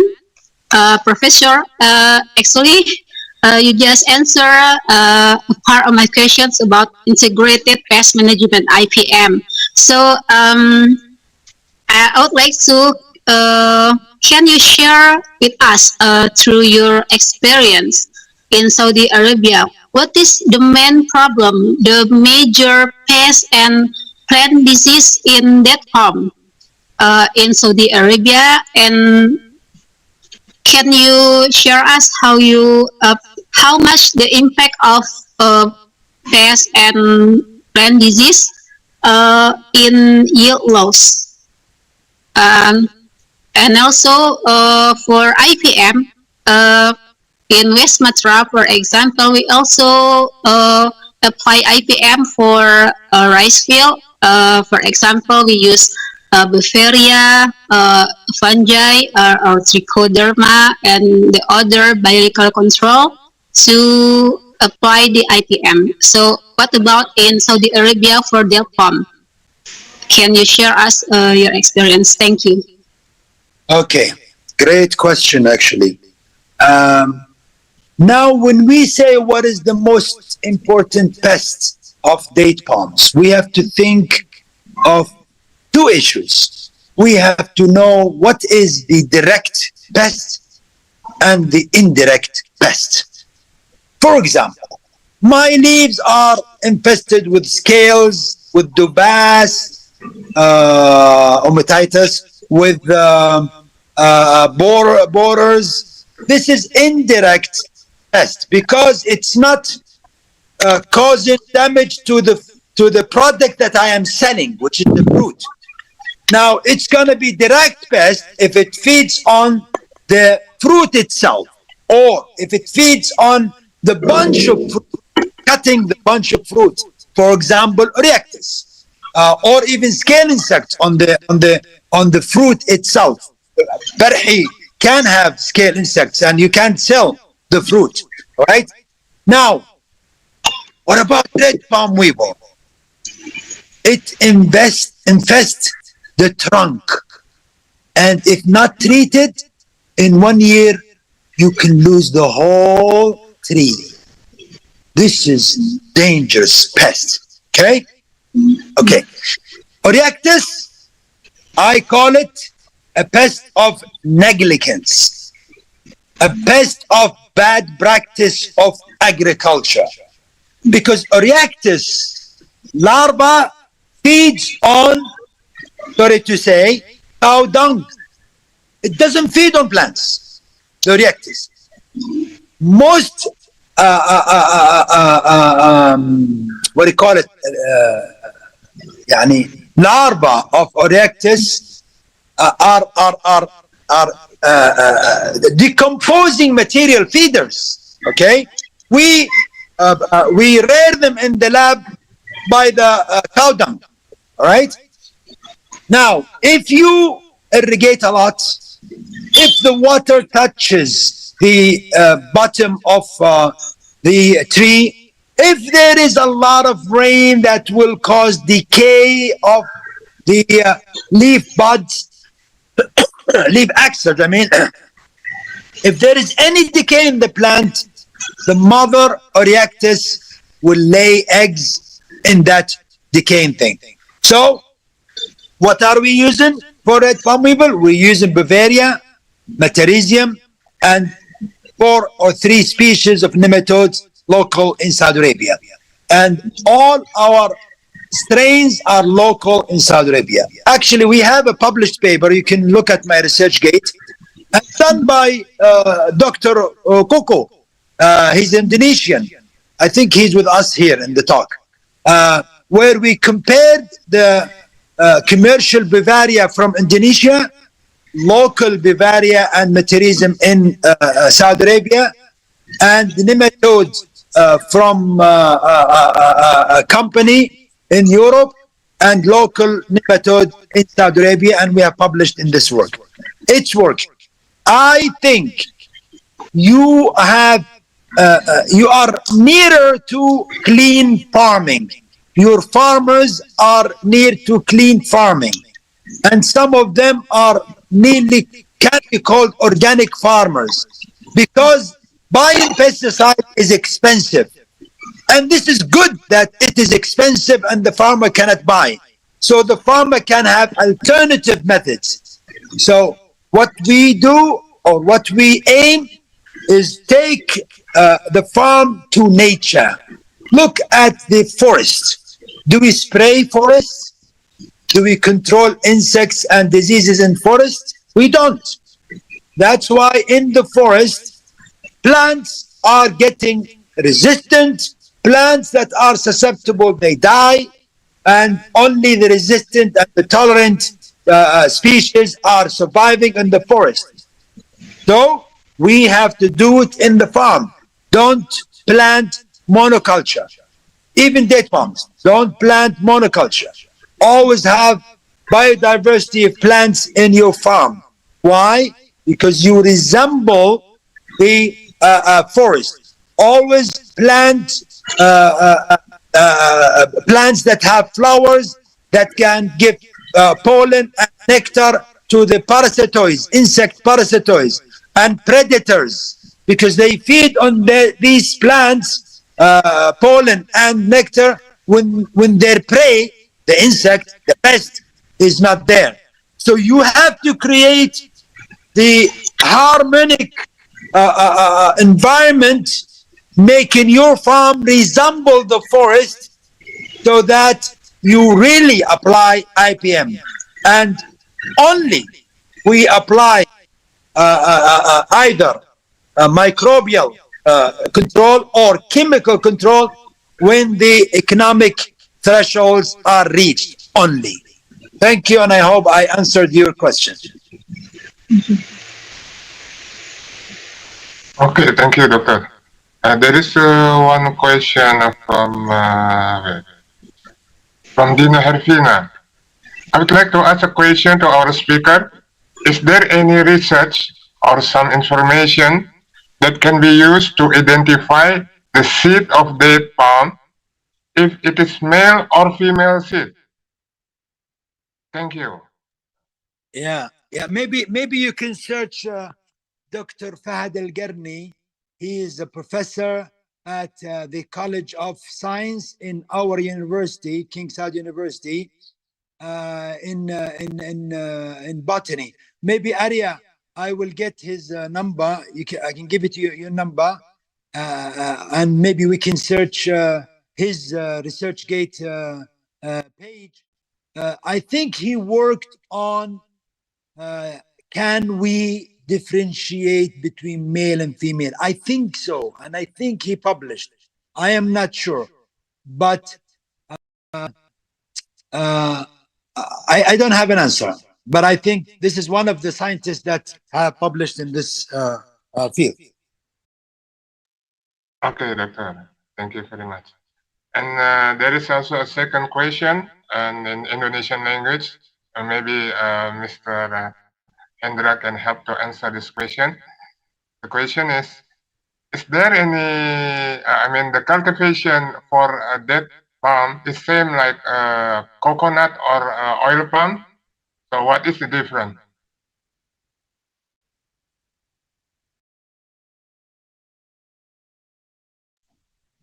Okay, Mr. Arya.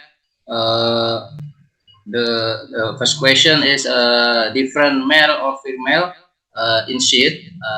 It's not can be different male or female when vegetative.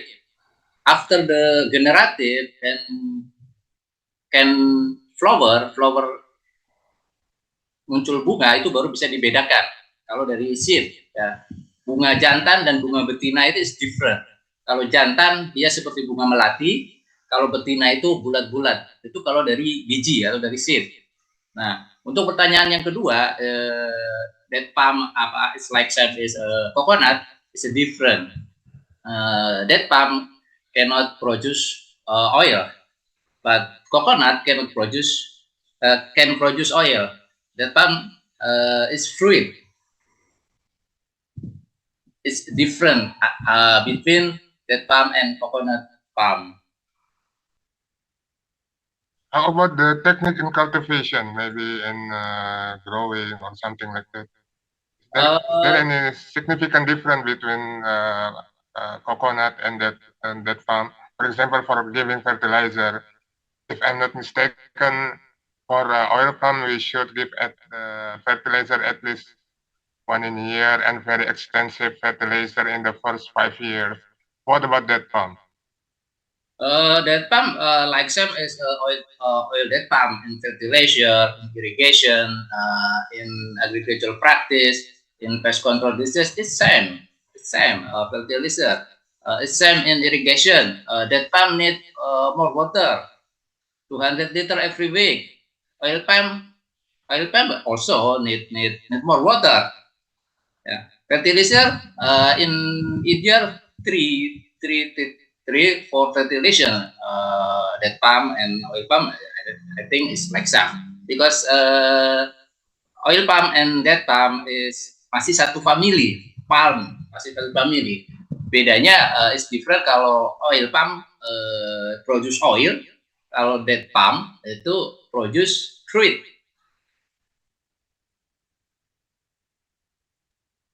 Okay, thank you very much, Mr. Hendra, for the answer. And then I think for this time I will give to Mr. Arya, Lenny. can I Yes, add the answer? Okay. Sorry. Further, Okay. Professor Irfan. Okay.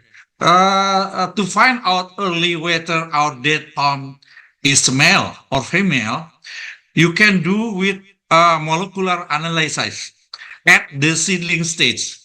But this method is very expensive.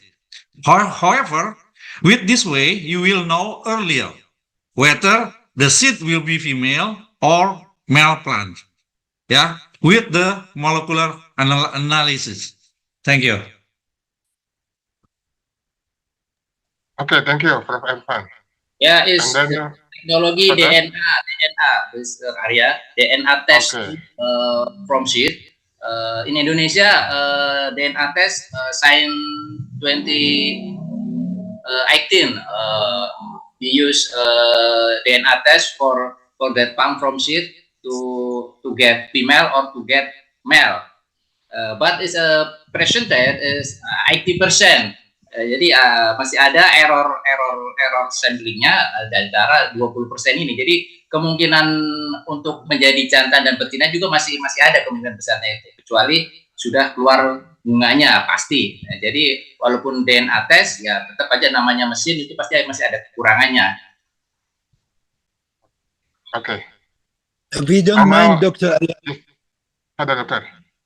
I just want to say to my brother, just talked now about the seeds that produced males. You should take advantage of these males. Now, you will have a lot of males. You will have early fruiting or early flowering males, late middle flowering males, and late flowering males, dependent on the fruit of the female. Of course, some varieties or some areas will have early flowering females. If you have the males with middle flowering or late flowering, it's not going to be good because it's going to come after the flower of the female. That's number one. Number two, the density of pollen in the bunch of the male bunch. Some males have a lot of pollen, some males have little.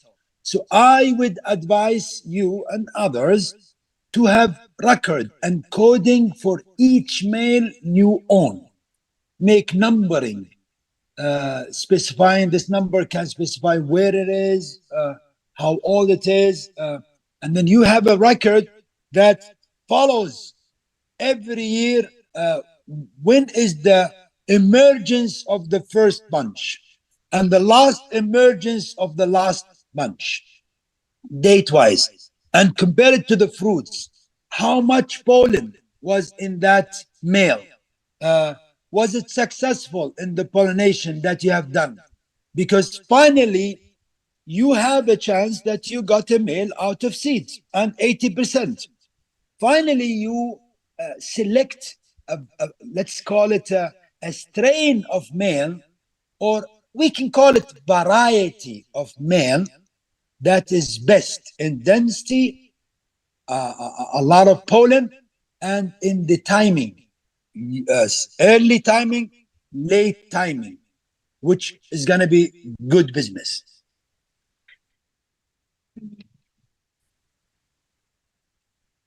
Okay, Doctor, thank you. And for the next, I would like to give time for Mrs. Leni from Kediri. Okay, Assalamualaikum warahmatullahi wabarakatuh. Thank you so much for the chance, for the time. I'm Leni from Kediri in East Java, Indonesia. It is very interesting to talk about the tissue culture.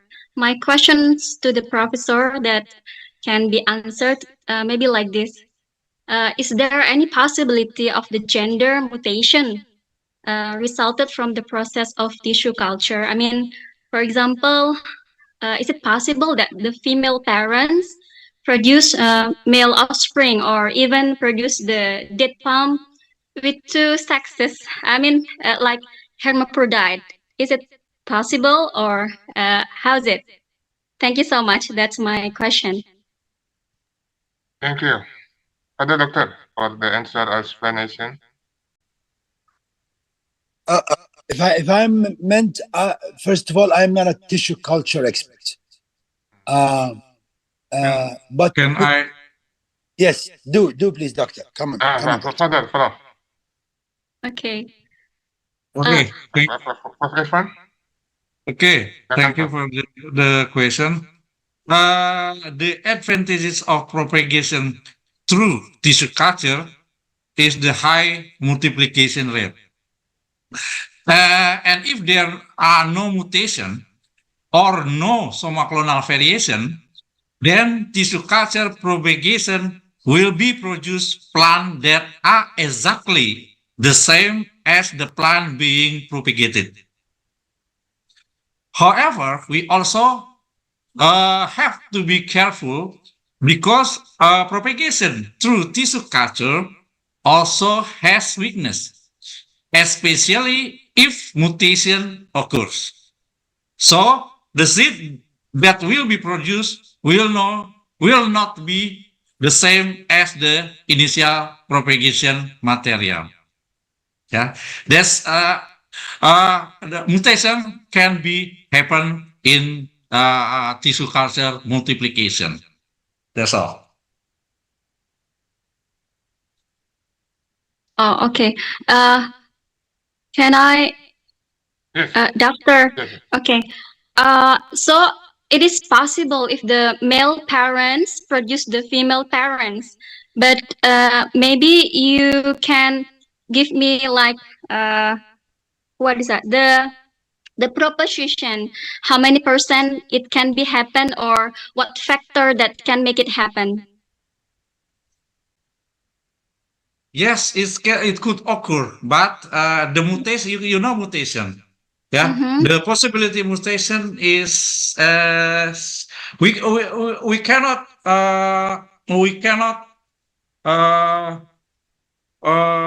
yes, yeah, the presentation of it's female or it's male, yeah, because mutation could occur and we don't know the exactly percentage of the mutation, yeah. Oh, okay. Okay, thank you so much. I think that's enough for me. Okay. Thank you so much. For any other participant, maybe they still have a question. We are very close to the end because now already 5 p.m. Mr. Arya, I in think Indonesia. it's very late now in Indonesia. Yes, very late. So inshallah in 3 minutes, if there is now any other question, we would like to complete this webinar. And so for the participant, is there any other question or maybe comment or maybe final statement? I would like to have a comment, please. Doctor. Okay, I don't know if there are hidden soldiers, we call them, behind the webinar, but I know that Dr. Arya Waidaiwan, he is an important drive to make with his family and colleagues to make this webinar happens. And I would like to thank him and thank his wife and children very much for the start of the idea. Also, I want to thank Sumatra officials, and top of them the governor, and I would like to thank their interest in taking the initiative to be leaders of date palm farming in Indonesia. And I think it's going to happen. It's a matter of time, but let's not give up and have a system to work for that.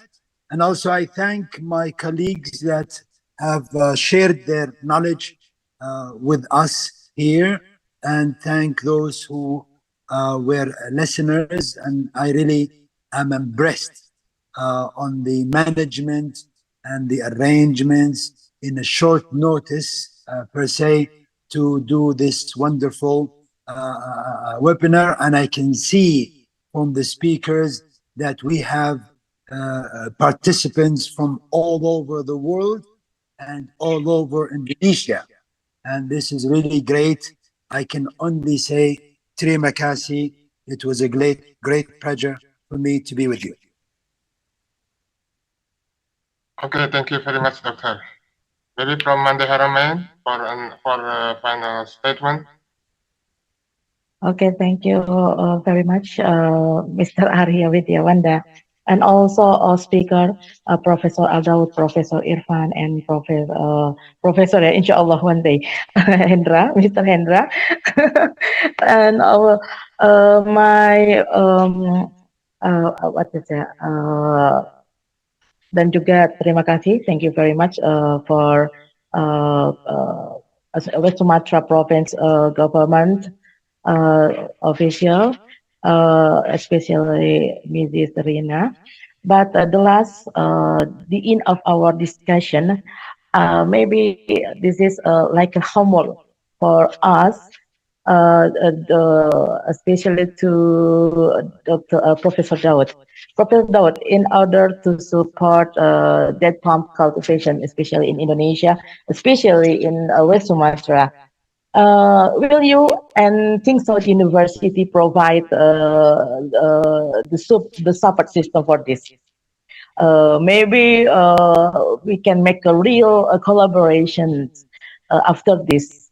And I hope what we talk right now today, we can make it comes true, and as soon as possible, make a collaboration and a synergy between King Saud University with West Sumatra Province, especially, and Indonesia, because when we talk to that, we just not the underline or the point I got.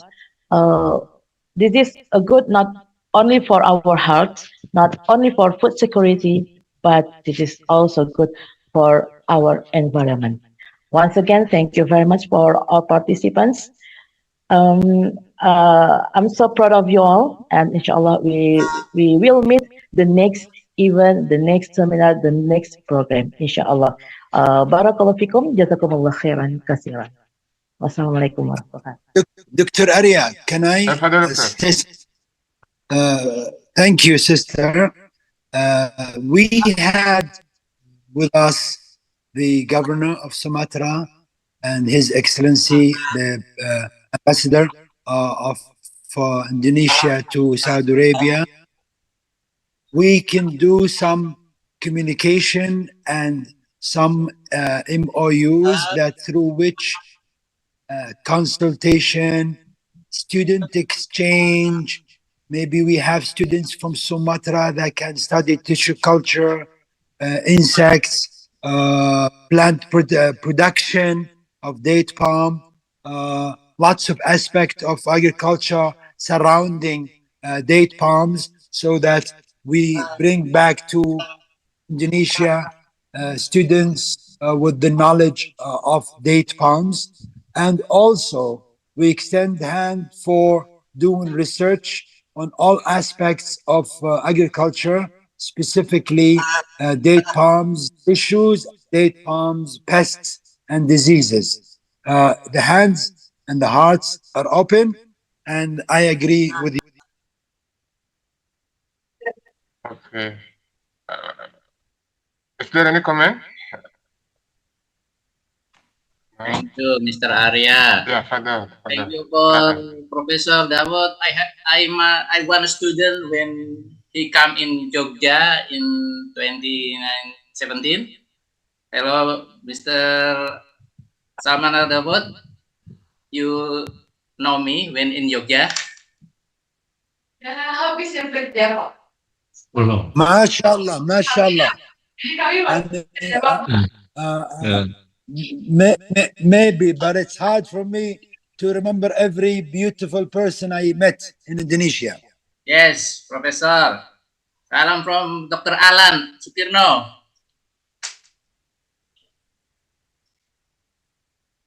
MashaAllah, MashaAllah, MashaAllah. Barakallah, MashaAllah. Okay.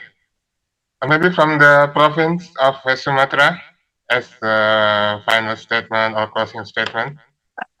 Para Mrs. Febrina, silakan. I would like to thank you for Professor Daud, Professor Irfan, Pak Arya, Bu Bella, and all participants here. Thank you so much. For me, this is the first time to do international webinar like this. Okay, maybe thank you for your participant. Okay. Okay, thank you, Mr. Febrina. So finally, ladies and gentlemen, the speaker, participant, we are in the end of the webinar. I would like to say thank you for your attendance. I hope that this webinar will give you a very important information and very underlying information that West Sumatra is very potential to be developed as a date palm cultivation, but we need a lot of work, effort. However, we are still baby, so we are not late, even we are still in beginning. So inshallah, if we plan everything in the correct way, inshallah, West Sumatra will get optimum result from this event. So inshallah, there will be let's say real MOU or real collaboration between us, between King Saud University and provincial government of West Sumatra, concern in increasing the economic and also education. Thank you very much for all of you. And in the end of this time, I would like to say see you again in the next webinar, inshallah. And have a nice time. Jazakallah khairan. Assalamualaikum warahmatullahi wabarakatuh. Waalaikumsalam warahmatullahi wabarakatuh.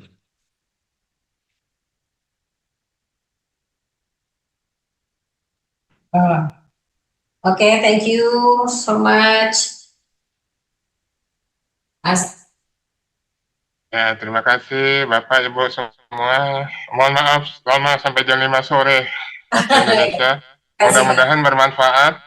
Ada satu poin dari Dr. Dawud tadi yang saya pikir pemerintah provinsi bisa menjadi concern bahwa memang kalau memang bisa direalisasikan akan menjadi apa ya MOU mungkin. Dan saya kira ini menjadi important point bagi pemerintah insya Allah. Terima kasih Pak ya. Sama-sama Ibu. Sukses buat semuanya. Sampai ketemu lagi. Semua. Bapak, sampai Ibu ketemu semua. saya pamit. Assalamualaikum. Terima kasih Pak ya. Terima kasih. Terima kasih. Assalamualaikum. Waalaikumsalam warahmatullahi wabarakatuh. Nah, lihat aja.